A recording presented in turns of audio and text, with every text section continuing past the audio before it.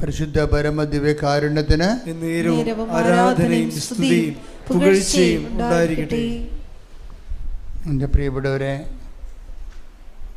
ഉടമ്പടി ധ്യാനം നമ്മുടെ ജനങ്ങളുടെ സാക്ഷ്യങ്ങളെ സുവിശേഷ വിഹിതമായി വിലയിരുത്തുമ്പോൾ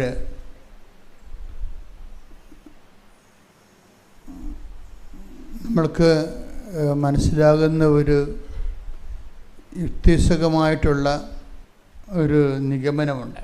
ഏറ്റവും പ്രധാനം എന്ന് പറയുന്നത്, അത് ഉടമ്പടിയിൽ നമ്മൾക്ക് കുറേ അധികം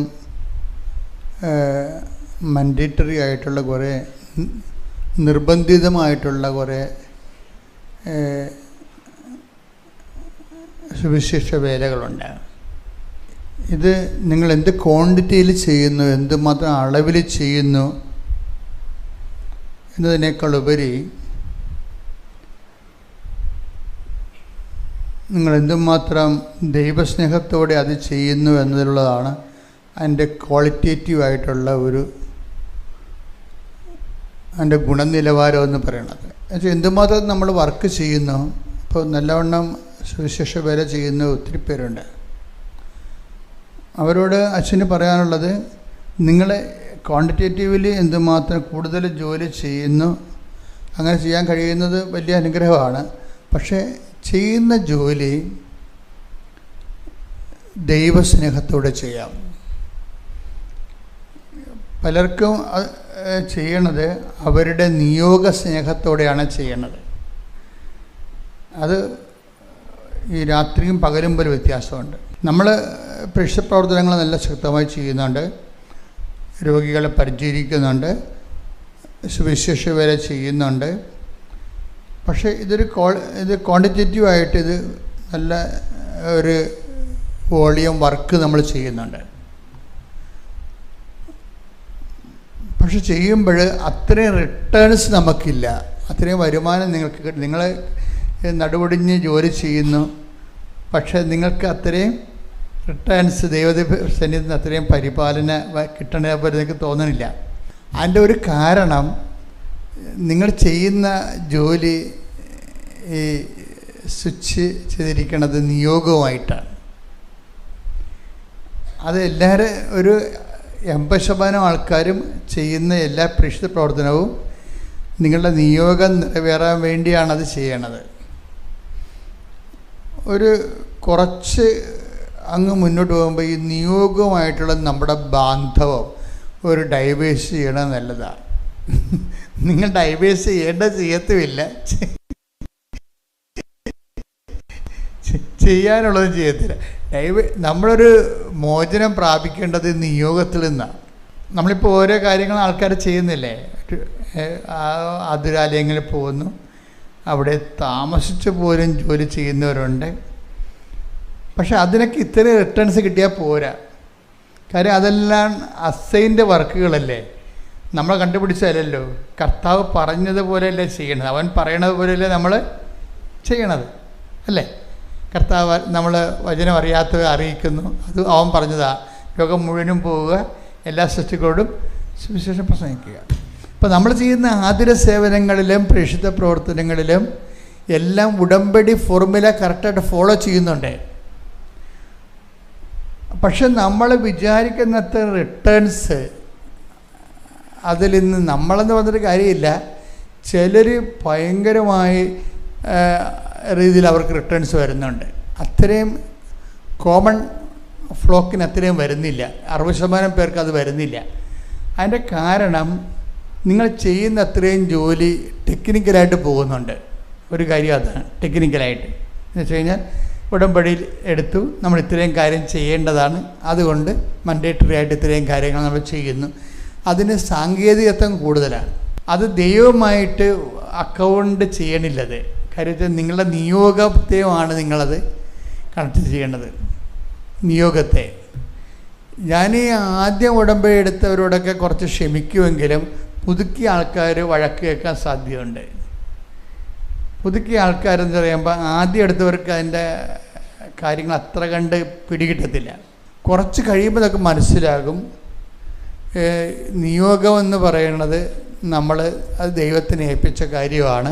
നമ്മൾ ചെയ്യണത് ദൈവത്തിൻ്റെ കാര്യമാണ് നമ്മൾ ചെയ്യണത്. ഇപ്പം നമ്മൾ ആരുടെ കാര്യമാണ് ചെയ്യണത്? ശരിക്കും പറഞ്ഞാൽ നിയോഗത്തിൻ്റെ കാര്യങ്ങളാണ് ചെയ്യണത്. ഇതാണ്ട് കുഴപ്പം. നമ്മുടെ വിസ പ്രോസസ്സ് ചെയ്യാനോ ഗിഫ്റ്റിനോട് മാറാനോ കല്യാണം വെക്കാനോ വേണ്ടി നമ്മൾ പത്രം കൊടുക്കുന്നു, അല്ലേ? സ്ഥലം വിൽക്കാൻ വേണ്ടി നമ്മൾ ആതുരാലയത്തിൽ പോയി രോഗികളെ പരിചരിക്കുന്നു. അപ്പം ഇതെല്ലാം വലിയ കാര്യങ്ങൾ ചെയ്തിരിക്കുന്നത് ഈ നിയോഗ ബന്ധിയായിട്ടാണ് ചെയ്തിരിക്കുന്നത്. അപ്പോൾ ദൈവത്തിന് അതിൽ ഒരു ഹാജർ വെക്കേണ്ട കാര്യമില്ല. കാര്യം എന്താണ്? അത് ദൈവമായിട്ട് ഡയറക്റ്റ് ബന്ധമില്ല. അവിടെ നിയോഗത്തിന് വേണ്ടി അവർ ചെയ്യണ കാര്യങ്ങളാണ്. അവിടെയാണ് ഒരു പ്രശ്നം. അവിടെ നിയോഗത്തിന് വേണ്ടി അവർ ചെയ്യണ കാര്യങ്ങളാണ്. നിയോഗം നടന്നില്ലെങ്കിൽ അവർ ആ പ്രേക്ഷിത പ്രവർത്തനം ഉഴപ്പും. അത് ദൈവത്തെ അറിയാവുന്ന കൊണ്ട് നിങ്ങൾ ഇതിൻ്റെ അകത്ത് ഈ ശതമാനക്കണക്കിന് നമുക്ക് റിസൾട്ട് വരുന്നില്ല. അപ്പോൾ എപ്പോഴും ചെയ്യേണ്ടത് ഈ സ്വിച്ച് ഓവർ ചെയ്യാൻ നോക്കണം. എന്ന് വെച്ച് കഴിഞ്ഞാൽ എന്തുകൊണ്ട് ഞാൻ പത്രം കൊടുക്കുന്നു? ഒത്തിരി പാടുള്ളതിനെ എന്താണ്? എനിക്ക് ദൈവത്തോട് സ്നേഹമുള്ളത് കൊണ്ട്. അത്രേ ഉള്ളൂ. ഒത്തിരി പാടുള്ളത്. അല്ല ഞാൻ ഉടമ്പടി എടുത്തുകൊണ്ടെന്ന് പറയരുത്. അപ്പോൾ വിഷയം മാറി. എന്തിനാണ് നീ വെളുപ്പിനെ എഴുന്നേറ്റ് 5:30 ഈ പ്രത്യക്ഷ പ്രാർത്ഥന കൂടണത് എന്ന് ചോദിച്ചു കഴിഞ്ഞാൽ എനിക്ക് PSCയിൽ റാങ്ക് ലിസ്റ്റിൽ പേര് വരാൻ എന്ന് പറഞ്ഞാൽ ഇതും ദൈവമായിട്ട് യാതൊരു ബന്ധവുമില്ല. എന്തിനാണ് നിങ്ങൾ 5:30 മണിക്ക് എഴുന്നേറ്റ് പ്രത്യക്ഷ പ്രാർത്ഥന ചെല്ലണമെന്ന് ചോദിച്ചാൽ നിങ്ങളുടെ ഉത്തരം ഉടമ്പടി എടുത്തുകൊണ്ടാണെന്നുമല്ല. എന്തിനാണ് നിങ്ങൾ 5:30 മണിക്ക് എഴുന്നേറ്റ് പ്രത്യക്ഷ പ്രാർത്ഥന ചെല്ലണമെന്ന് ചോദിച്ചാൽ അത് ഞാൻ ഉടമ്പടി എടുത്തുകൊണ്ടാണെന്ന് പറഞ്ഞാലും ആൻസർ ശരിയല്ല. അതിൻ്റെ ആൻസർ പിന്നെ എന്താണ്? അതിൻ്റെ ആൻസർ എന്ന് പറയണത് കൃപാസനത്തിൽ 2004 ഡിസംബർ 7 അമ്മ പ്രത്യക്ഷപ്പെട്ടു. അമ്മ പറഞ്ഞതാണ് ദുരന്തം ഉണ്ടാകുമ്പോൾ പ്രാർത്ഥിക്കണം. അതുകൊണ്ട് എന്ത് പ്രാർത്ഥിക്കണം? മാനവരാശി അതിന് അമ്മ തന്നതാണ് ഉടമ്പടി. അതുകൊണ്ട് മാതാവിൻ്റെ പ്രത്യക്ഷീകരണം സഭ ഏറ്റെടുക്കാൻ വേണ്ടിയാണ് ഞാൻ 5:30 മണിക്ക് എഴുന്നേൽക്കുന്നത്. അതാണ് എൻ്റെ ഉത്തരം. മാതാവിൻ്റെ പലരും 5:30 മണിക്ക് എഴുന്നേൽക്കുന്നത് അവർ വിസ പ്രോസസ്സ് ചെയ്യാൻ വേണ്ടിയാണ്. അതുകൊണ്ട് ഇത് വർക്ക് ആ തീ കൊണ്ട് ഈ ചേന വർക്ക് വേഗത്തില്ല. അതാണ് പ്രശ്നം. ഓരോ കാര്യങ്ങളും അതാണ് ഉടമ്പടി ധ്യാനം എന്ന് പറയുമ്പോൾ ഉടമ്പടി ധ്യാനം നിങ്ങൾ കൂടണമെന്ന് പറഞ്ഞതിൻ്റെ കാരണം ഉടമ്പടി ധ്യാനത്തിലൂടെയാണ് ക്ലാരിഫിക്കേഷൻസ് വരണത്. നമ്മൾ ചെയ്യുന്നതിൻ്റെ ക്ലാരിഫിക്കേഷൻസ് വരണത്. ആർക്കെങ്കിലും എന്തെങ്കിലും മറ്റെവിടേക്ക് നിന്ന് കേട്ട് ഉടമ്പടി ചെയ്യുന്നതിന് ഒരു പരിധിയുണ്ട്. കാര്യം നിങ്ങൾ അറിഞ്ഞതല്ലേ നിങ്ങൾ മറ്റവർക്ക് കൊടുക്കത്തുള്ളൂ. അപ്പോൾ അതിൻ്റെ അകത്ത് സത്യാവസ്ഥ ഉണ്ടാകത്തില്ല. അപ്പോൾ അതുകൊണ്ട് തന്നെ ഉടമ്പടി ധ്യാനമാണ് ഇതിൻ്റെ മർമ്മം എന്ന് പറയുന്നത്. നിങ്ങൾ കുറച്ച് പേര് ഇവിടെ ഇപ്പം ധ്യാനം കൂടുന്നുണ്ട്. പക്ഷേ ഉടമ്പടി ധ്യാനം 2 ലക്ഷം പേരെങ്കിലും കൂടുന്നുണ്ട്. ചിലപ്പോൾ സമയത്ത് 2,40,000 പേരാണ് ഉടമ്പടി ധ്യാനം ചൊവ്വാഴ്ച ഓൺലൈനിൽ കൂടുന്നത്. യൂട്യൂബിൽ മാത്രം അത്രയും പേര് 2,40,000 പേര് ഓരോ ആഴ്ചയിലും ഉടമ്പടി ധ്യാനം കൂടുന്നുണ്ട്. അപ്പം നിങ്ങളിപ്പോൾ 2,000 പേര് ഇവിടെ ഈ ധ്യാനം കൂടിയാലും നിങ്ങൾക്ക് കൂടുതൽ മനസ്സ് നിറഞ്ഞു നിൽക്കാൻ വേണ്ടി ഈ സാധനം ഒന്നുകൂടി യൂട്യൂബിൽ കൂടുന്നത് നല്ലതാണ്. അതിൻ്റെ കാരണം വെച്ച് കഴിഞ്ഞാൽ ഇതിൻ്റെ മുഴുവനും നോഹൗ, ഇതിൻ്റെ എൻജിനീയറിങ് മുഴുവനും ഇരിക്കുന്നത് ഉടമ്പടി ധ്യാനത്തിലാണ്. അതിൻ്റെ എൻജിനീയറിങ് അറിയാതെ നമ്മൾ പിന്നെ മെക്കാനിക്കലായിട്ട് ഈ വിഷയം ചെയ്തുകൊണ്ട് ഇതിൻ്റെ മുഴുവനും ഫലം നമുക്കുണ്ടാകത്തില്ല. കാര്യം ഇത് അറിയണ്ടേ. ഇപ്പം ഞാൻ നിങ്ങളെന്താ പറഞ്ഞത്? നിങ്ങൾ ഒരിക്കലും നിയോഗത്തെ ഈ നമ്മളുടെ പ്രേക്ഷിത പ്രവർത്തനത്തെയും ആതുര സേവനത്തെയും നിയോഗവുമായി കണക്ട് ചെയ്യരുത്. നമ്മൾ ചെയ്യേണ്ട നിയോഗത്തെ ദൈവവുമായിട്ട് കണക്ട് ചെയ്യാൻ വേണ്ടിയാണ് നമ്മൾ ശ്രദ്ധിക്കേണ്ടത്. അത് ചെയ്യണമെങ്കിൽ why should I hear you? ദൈവത്തിൻ്റെ ഭാഗത്തുനിന്ന് ചിന്തിച്ചാൽ എന്തുകൊണ്ട് നിങ്ങളെ മെറിറ്റില്ലാതെ സഹായിക്കണം? ഉടമ്പടിയുടെ മെയിൻ സംഭവം എന്താ? Not by merit but by grace. എന്തുകൊണ്ട്?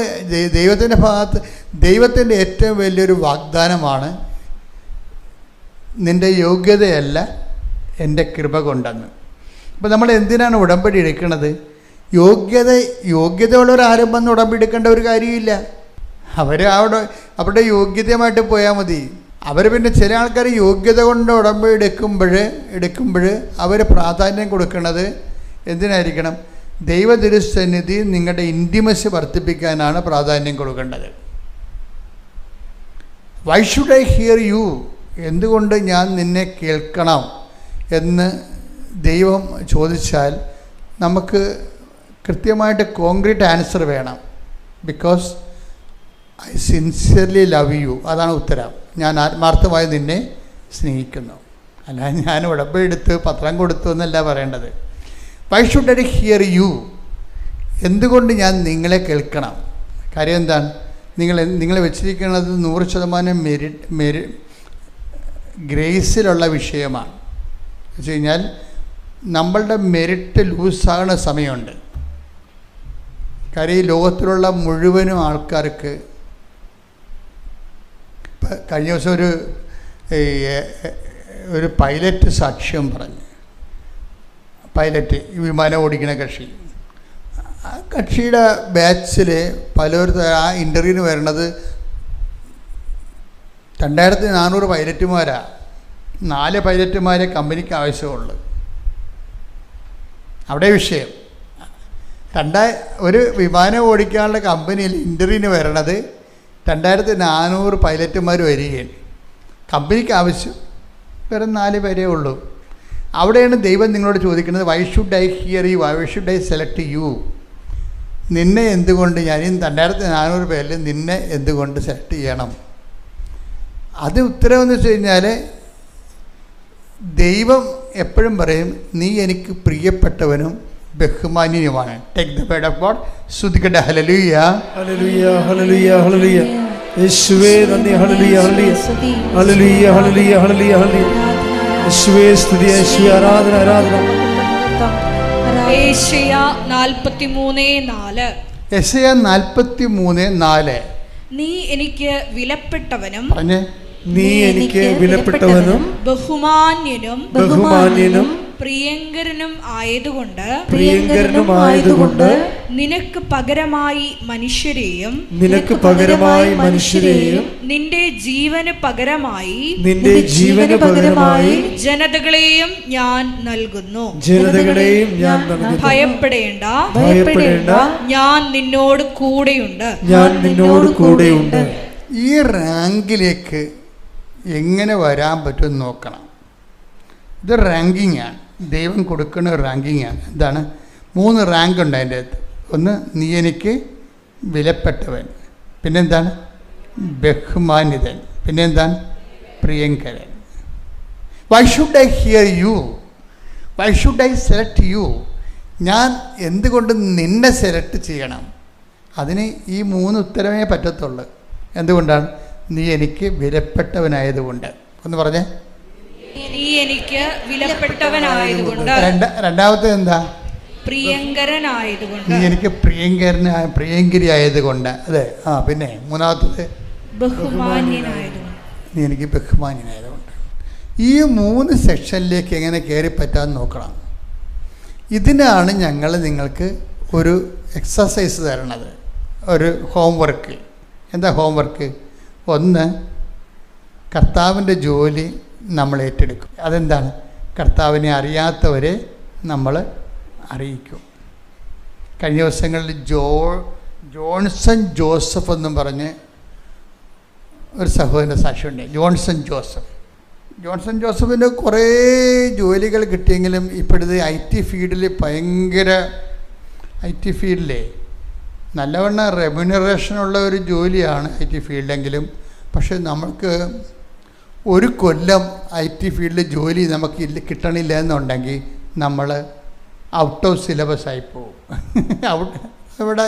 നമ്മുടെ ജോലിയുടെ ലഭിക്കാനുള്ള മെറിറ്റിൽ നിന്ന് പുറത്താവും. കാര്യം IT ഫീൽഡ് എന്ന് പറയുന്നത് ഫാസ്റ്റ് ഗ്രോയിങ്ങാണ്. ഇപ്പം ഞാൻ തന്നെ കഴിഞ്ഞ ദിവസങ്ങളിൽ ഒരു ലേഖനം എഴുതിക്കൊണ്ടിരിക്കുമ്പോൾ എനിക്ക് കിട്ടിയൊരു വാറ്റിക്കാൻ ഡോക്യുമെൻറ്റുകളെല്ലാം ഞാൻ കമ്പ്യൂട്ടർ സ്കാൻ ചെയ്ത് വാങ്ങിച്ചിട്ട് അത് ഫയലാക്കി ChatGPTക്ക് അതിൻ്റെ ബ്രെയിനിലേക്ക് കൊടുത്തിട്ട് ഞാൻ ഈ ഫയലിൻ്റെ 47 പേജുകളിൽ എൻ്റെ സബ്ജക്റ്റ് എനിക്ക് സെലക്ട് ചെയ്യാൻ പറയുമ്പോൾ പെട്ടെന്ന് സെലക്ട് ചെയ്ത് തരും. അല്ലെങ്കിൽ ഞാൻ ആ പുസ്തകം മൊത്തം ഇരുന്നുണ്ട് 46 ദിവസം കൊണ്ട് വായിക്കാൻ പറ്റും. അപ്ഡേഷൻസ് എന്ന് പറയുന്നതും ഭയങ്കര അപ്ഡേഷൻസാണ്. അങ്ങനെ വരുമ്പോൾ ഉണ്ടാകുന്ന കുഴപ്പമെന്ന് പറയുന്നത് ജോലികൾ നഷ്ടപ്പെട്ടുകൊണ്ടേയിരിക്കും. അല്ലെങ്കിൽ പുതിയ പുതിയ അപ്ഡേഷൻസ് വരുമ്പോൾ പഴയ ആൾക്കാർ പുറത്താകും. ഇപ്പം വല്ലാത്ത മരണവേദനയാണ് ആൾക്കാർ അനുഭവിക്കുന്നത്, IT ഫീൽഡിൽ അനുഭവിക്കുന്നത്. ഏത് സമയത്തും നമ്മൾ പുറത്താകുന്ന രീതിയിലാണ് ഇത് ഫാസ്റ്റായിട്ട് വരണത്. അപ്പോൾ ഇങ്ങനെ വന്നപ്പോൾ ഈ ജോസഫ് ജോൺ പുറത്തായി കഴിഞ്ഞിട്ട് ഒരു കൊല്ലം പുറത്തായി. ഒരു കൊല്ലം പുറത്തായി കഴിയുമ്പോൾ സ്വാഭാവികമായിട്ടും പിന്നെ ഒരു 10,000 പേരാണ് പുതിയ അപ്ഡേഷനുമായിട്ട് കമ്പനിയിൽ ഇരിക്കണത്. ഇരിക്കാനേ പറ്റത്തുള്ളൂ. അപ്പം നമ്മൾ ചെറുതാകും. എല്ലാ ദിവസവും ഇങ്ങനെ ചെറുതായി ലൈഫ് തന്നെ നമുക്ക് തന്നെ ഒരു ഭാരമായി മാറും. ഉടമ്പടി എന്ന് പറയേണ്ടതെന്ന് വെച്ച് കഴിഞ്ഞാൽ നമുക്ക് ഉടമ്പടി ചെയ്യാതെ ഇനി സർവൈവ് ചെയ്യാൻ പറ്റത്തില്ല. പഴയ ഇപ്പോൾ യൂറോപ്പിലൊക്കെ ചെന്ന് കഴിഞ്ഞാൽ ഇൻഷുറൻസ് ഇല്ലെങ്കിൽ അവർക്ക് ഡോക്ടറിനെ കാണാൻ പറ്റത്തില്ല. ഇൻഷുറൻസ് കാർഡാണ് ആദ്യം ചോദിക്കണത്. അതില്ലെങ്കിൽ ഡോക്ടർ പോലും അപ്പോയിൻമെൻറ്റ് തരത്തില്ല എന്ന് പറഞ്ഞ പോലെ കാലം ഇങ്ങനെ വളരെ ഒരു ചാലഞ്ചിങ്ങായി മാറുകയാണ്. അതുപോലെ ഉടമ്പടി ഇല്ലാതെ ഇന്ന് നമുക്ക് ജീവിക്കാൻ പറ്റത്തില്ല. കാര്യം ഇത് പ്രോബ്ലം വെച്ച് കഴിഞ്ഞാൽ ഇതുപോലെയുള്ള പണ്ടത്തെ സാധാരണ പ്രാർത്ഥനയും ദൈവത്തിനെ പറ്റിപ്പും ചില്ലറ പരിപാടിയും കൊണ്ടൊന്നും പറ്റത്തില്ല. ജോസഫ് ജോൺ തന്നെ ഫരീദാബാദ്, ഞാൻ ഡൽഹി ധ്യാനിപ്പിക്കാൻ പോയപ്പോൾ ആ ഇടവക്കാരനാണ്. പക്ഷേ എടുക്കുന്ന നിലപാടുകൾ ഭയങ്കര രസമാണ്. അതൊരു കേവല പ്രാർത്ഥന ചൊല്ലണ ഒരു ജീവിയുടെ ഒരു നിലപാടല്ലത്. അതെന്ന് പറയുന്നത് വളരെ ഒരു വിഷയം വന്നാൽ ദൈവത്തിനെ മുൻനിർത്തി അതിനെ എങ്ങനെയാണ് ബിബ്ലിക്കലായിട്ട് സോൾവ് ചെയ്യേണ്ടത്, അതിന് എന്ത് ത്യാഗം സഹിച്ചാലും ദൈവത്തിൻ്റെ വചനത്തിൻ്റെ കൂടെ നിന്ന് നിലപാടുള്ള ആൾക്കാരാണ്. ഇപ്പോൾ വൈഫ് പറഞ്ഞ് നിങ്ങൾ ഈ 6 ലക്ഷത്തിന് എഴുതി വെക്കരുത്. അപ്പോൾ ജോസഫ് ജോൺ ചോദിച്ചു, നമ്മൾക്കിത് വേറെ എന്താ മാർഗം? നമ്മൾ ഒരു കൊല്ലം ജോലി ചെയ്യാതെ നിൽക്കുമ്പോൾ എന്തുമാത്രം ആൾക്കാരോട് നമ്മൾ കടം വാങ്ങിച്ചു. അവരൊക്കെ ചോദിക്കാൻ തുടങ്ങിയിട്ടില്ലേ? എനിക്കറിയാം എനിക്കിതിനുള്ള യോഗ്യതയില്ലെന്ന്. പക്ഷെ നമ്മൾ ഉടമ്പടി എടുത്തിട്ടില്ലേ? നമ്മുടെ യോഗ്യതയിലാണ് ഉടമ്പടി എടുത്തിരിക്കുന്നത്. അമ്മയുടെ മധ്യസ്ഥത്തിലല്ലേ ഉടമ്പടി എടുത്തിരിക്കുന്നത്. അതുകൊണ്ട് എനിക്ക് 6 അക്ക ശമ്പളം വേണമെന്ന് പറയും. അപ്പോൾ അതാണ് അതിൻ്റെ അകത്ത് വരുന്ന എനിക്ക് ഭയങ്കര ഇഷ്ടപ്പെട്ട സാക്ഷ്യം. എന്ന് വെച്ചാൽ അദ്ദേഹത്തിന് അറിയാം, അദ്ദേഹം ഫീൽഡ് ഔട്ടാണ്. ആ ജോലി അദ്ദേഹത്തെക്കാൾ ക്വാളിറ്റിയുള്ള ആൾക്കാർ അവിടെ കോമ്പറ്റീഷനുണ്ട്, വെല്ലുവിളിയുണ്ട്. പക്ഷെ അതുകൊണ്ട് എന്തെങ്കിലും നക്കാപ്പിച്ച് ശമ്പളം തന്നാൽ മതി, എനിക്ക് 50,000 രൂപ തന്നാൽ മതി, ജോലി ഒന്ന് കിട്ടിയാൽ മതി, കുഞ്ഞിന് പാലും മേടിക്കണം, അത്യാവശ്യം ഫോണും കൊടുക്കണം, ഭക്ഷണം കഴിക്കണം, വാടകയും കൊടുക്കണം, അത്രയും പരിപാടിയേ ഉള്ളതെന്ന്. അത്രയേ ഉള്ളു ചോദിച്ചാൽ മതി. പക്ഷേ ജോസഫ് ജോൺ അങ്ങനെയല്ല ചോദിക്കണത്, എനിക്ക് 6 അക്ക ശമ്പളം വേണം. കാര്യം എൻ്റെ കടക്കാരെ പിന്നെ ആരും നിർത്തും? അതിനുള്ള ബാധ്യത എന്തുകൊണ്ടാണ് ഞാൻ അങ്ങനെ എഴുതുന്നത്? കാര്യം ഞാൻ ഉടമ്പടി എടുത്തിട്ടുണ്ട്. അപ്പോൾ എന്താ പറയുക, ഉടമ്പടിയോട് നമ്മൾ സത്യസന്ധമായിട്ടാണ് നിൽക്കണമെങ്കിൽ ദൈവത്തോട് നമ്മൾ ഏതറ്റം വരെയും നമുക്ക് ദൈവത്തോട് ബാർഗൈൻ ചെയ്യാൻ പറ്റും. ബാർഗൈൻ ചെയ്യാനല്ല, ദൈവത്തിരുസന്നിധിയിൽ ക്ലെയിം വെക്കാൻ പറ്റും. Covenant is A claim. അത് ഉടമ്പടി എന്ന് പറയുമ്പോൾ നമ്മളെ ഈ പുതിയ വർത്തമാന കാലത്തിൻ്റെ വെല്ലുവിളികളെ അതിനെ പ്രതിരോധിക്കാനും അതിജീവിക്കാനും വേണ്ടി ദൈവത്തിൻ്റെ പക്ഷം ചേർന്ന് സുവിശേഷ വിഹിതമായിട്ട് ആത്മാർത്ഥമായി പണിയെടുത്താൽ നമ്മൾ നിലവാരമുള്ള സാക്ഷ്യങ്ങൾ പറയാൻ പറ്റും. ശ്രുതികട്ടെ ഹല്ലേലൂയ. യേശുവേ നന്ദി. ഹല്ലേലൂയ ഹല്ലേലൂയ. ആരാധന ആരാധന. ഹല്ലേലൂയ.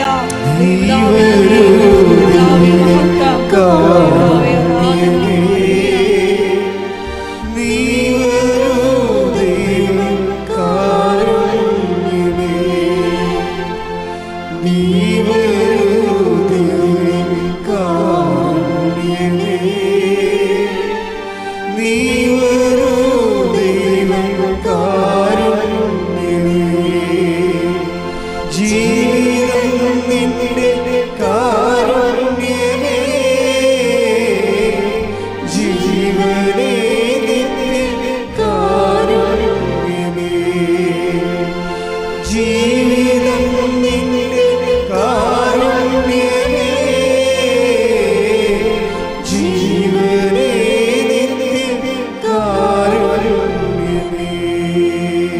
പരിശുദ്ധ പരമദിവ്യകാരുണ്യത്തിന് നേരവും ആരാധനയും സ്തുതിയും പുകഴ്ചയും ഉണ്ടായിരിക്കട്ടെ. എൻ്റെ പ്രിയപ്പെട്ടവരെ, അതായത് നമ്മൾ ആദ്യം പരിശുദ്ധ ആത്മാവ് വെളിപ്പെടുത്തിയ വചനം എന്താണ്? നമ്മളുടെ ഒരു കവനൻ്റ് മോട്ടോ എന്ന് പറയുന്നത് എന്താണ്? എന്ത് പ്രവർത്തനങ്ങൾ ചെയ്താൽ ദൈവതിരുസന്നിധിയിൽ ബഹുമാന്യനാകാൻ പറ്റും? ഏശയ്യാ 43:4. 43:4 വായിച്ചോളൂ. നീ എനിക്ക് വിലപ്പെട്ടവനും നീ എനിക്ക് വിലപ്പെട്ടവനും ബഹുമാന്യനും പ്രിയങ്കരനും ആയതുകൊണ്ട് നിനക്ക് പകരമായി മനുഷ്യരെയും നിന്റെ ജീവന് പകരമായി ജനതകളെയും ഞാൻ നൽകുന്നു. അപ്പൊ ജനതകളെ നൽകണമെന്നാ പറയണത്. ജനതകളെ, ഒരു വലിയ ഹ്യൂജ് കമ്മ്യൂണിറ്റിയെ വെച്ചുകൊണ്ട് നിനക്ക് ജാമ്യം കിട്ടുകയാണ്. അതാണ് വിഷയം. അതാണ് ഈ ജോണിൻ്റെ, അതായത് 2400 പേര് പൈലറ്റിന് വേണ്ടി ആപ്ലിക്കേഷൻ കൊടുക്കുമ്പോൾ ഈ 396 പേരെയും ആ ജനതകളെ മാറ്റിയിട്ട് നിന്നെ എടുക്കാൻ വേണ്ടി ഇവരെ ജാമ്യം വെച്ചിരിക്കുകയാണ്. അതാണ് നിനക്ക് പകരമായി ജനതകളെയും. ഈ ഒരു സ്റ്റാറ്റസിലേക്ക് വരണം സഹോദരങ്ങളെ. കാര്യം ഉടമ്പടിയിൽ വരുന്നൊരു വിഷയം, ഇത് നോട്ട് ബൈ മെറിറ്റിലാണ് വർക്ക് ചെയ്യണത്, ബട്ട് ബൈ ഗ്രേസ്. അപ്പം അങ്ങനെ, അതായത് നിൻ്റെ കഴിവ് കൊണ്ടല്ല, എൻ്റെ കൃപ കൊണ്ട്. അപ്പോൾ ഈ എൻ്റെ കൃപ കിട്ടുമ്പോഴാണ് നമ്മൾ എന്ത് ചെയ്യണത്? ആർക്കാണ് കൃപ കിട്ടുന്നത്? ബഹുമാന്യനെ. ആർക്കാണ് കൃപ കിട്ടുന്നത്? പ്രിയങ്കരനെ. ആർക്കാണ് കൃപ കിട്ടുന്നത്? പ്രിയപ്പെട്ടവനെ. അപ്പം ദൈവത്തിരുസന്നിധി പ്രിയപ്പെട്ടവളാകാൻ, ദൈവത്തിരുസന്നിധി ബഹുമാന്യതയാകാൻ, ഇപ്പോൾ തന്നെ ഈ ജോസഫ് ജോണിൻ്റെ ഒരു സംഭവം, ജോസഫ് ജോൺ ഇങ്ങനെ 6 ശമ്പളം കമ്പനിയോട് ഇൻ്റർവ്യൂ ചെയ്ത കമ്പനിയോട് ആവശ്യപ്പെട്ടിരിക്കുകയാണ്. അപ്പോൾ വൈഫ് പറഞ്ഞ് അതിൻ്റെ ആവശ്യമുണ്ടോ, കയറിപ്പറ്റുകയല്ലേ പ്രധാനം എന്ന് പറയും. അപ്പോൾ ഇയാളുടെ മനസ്സിൽ നിന്ന് പരിശുദ്ധ പറഞ്ഞ് നീ അത് പുട്ടപ്പ് ചെയ്തോ, നീ അത് പുട്ടപ്പ് ചെയ്യാൻ പറയും. അതിന് എന്താ വിഷയം വെച്ചാൽ ഇയാൾ എങ്ങനെയാണ് ദൈവദർശന ബഹുമാന്യനായി മാറണത്? റാങ്ക് സാധാരണ ഒരു മനുഷ്യനിൽ നിന്ന് ദൈവദർശനതയിൽ ഈ ഐസയ്യാ 43:4 അനുസരിച്ച് കൊണ്ട് ബഹുമാന്യതനായി മാറും. പിന്നെന്താണ്? പ്രിയങ്കരനായി മാറും. പിന്നെന്താണ്? വിലപ്പെട്ടവൻ. ദൈവം വില കൽപ്പിക്കുന്നതായി മാറും. ദൈവം വില കൽപ്പിക്കുന്നതായി മാറണത് എങ്ങനെയാണ്? നമ്മൾ ദൈവത്തിൻ്റെ വചനത്തിന് വില കൽപ്പിക്കുമ്പോഴാണ് നമ്മൾ ദൈവത്തിരുസന്നിധിയിൽ വിലയുള്ളവരായി മാറണത്. ഇത് നമ്മൾ മനസ്സിലാക്കണം. നമ്മൾ ഇപ്പോൾ ഒരു ദിവസം ജോസഫ് ജോൺ ഡൽഹി കൂടി പോകുമ്പോൾ പഞ്ചാബുകാരെ കണ്ടു, ബർമ കോളനി കണ്ടു. അപ്പോൾ അദ്ദേഹം വിചാരിച്ച് ഈ ബർമീസിനോടും അതുപോലെ തന്നെ പഞ്ചാബീസിനോടും മറാവിൻ്റെ പ്രത്യക്ഷത്തെക്കുറിച്ച് പറയണമല്ലോ. അതാണ് വിഷയം. ഇതിവിടെ വെച്ചാണ് ട്വിസ്റ്റിങ് നടക്കുന്നത്. നമ്മൾ സാധാരണ മനുഷ്യരും ചില ഉടമ്പടിയുടെ അഭിഷിക്തരും തമ്മിൽ ഇങ്ങനെ വഴി പിരിയണ സ്ഥലവതാണ്. ഒരു പഞ്ചാബി കമ്മ്യൂണിറ്റിയെ കണ്ടപ്പോൾ ആ മനുഷ്യൻ തോന്നിയെന്താ?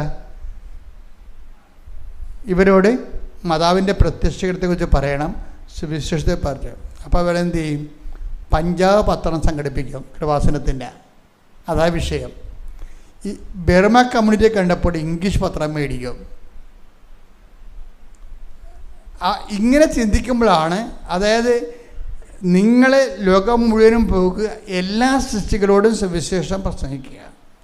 അപ്പം മറ്റ് ഭാഷക്കാർ, മലയാളികളല്ലാത്ത മറ്റ് ഭാഷക്കാരെ കാണുമ്പോഴേ ഈ ദൈവത്തിൻ്റെ പ്രിയപ്പെട്ട ആളാണെങ്കിൽ, ദൈവത്തിന് പ്രിയങ്കരനാണെങ്കിൽ ദൈവം നമ്മളത് ചെയ്യുമെന്ന് കണ്ട പരിശുദ്ധാത്മ പറയും അവർ ബർമീസാണ്, അവരോട് നിൻ്റെ മലയാളം പത്രം കൊണ്ട് കാര്യമൊന്നുമില്ല, നീ അവരോട് ഇംഗ്ലീഷ് വാങ്ങിച്ചു കൊടുക്കാൻ പറയും. ദൈവം നമ്മൾ ചെയ്യുമെന്നുണ്ടെങ്കിലേ പരിശുദ്ധാത്മാവ് പറയത്തുള്ളൂ. അതാണ് ഇതിൻ്റെ വിഷയം. ഇതൊരു ഗുരുതരമായ വിഷയമാണ്. ഞാൻ എപ്പോഴും നിങ്ങളോട് പറയും, keep the minimum holy spirit എന്ന് പറയും. കാര്യം നമ്മൾ ചിലരോട് പരിശുദ്ധാത്മാവ് നൂറ്റാണ്ടുകളായിട്ട് സംസാരിച്ചിട്ടില്ല, ഇനി സംസാരിക്കത്തുമില്ല. അതാണ് വിഷയം. ഒരു ഒപ്രീഷോയും മേടിച്ച് കവളത്തടിയും മേടിച്ച് അങ്ങനെ ഇരിക്കുകയാണ് പാവത്തുങ്ങൾ, ഉപ്പ് ചാക്ക് പോലെ. പരിശുദ്ധാത്മാവ് സംസാരിക്കത്തില്ല. പരിശുദ്ധാത്മാവ് സംസാരിക്കണമെന്നുണ്ടെങ്കിൽ സംസാരിക്കാൻ പറ്റിയ ആളാണെന്ന് തോന്നണം. ഉള്ള കാര്യം എന്താ പ്രശ്നം വെച്ചാൽ, ക്രിസ്തുവിൻ്റെ കാലത്തിന് ശേഷം പരിശുദ്ധാത്മാവിൻ്റെ ലേബൽ പോലും മാറിയിരിക്കുകയാണ്.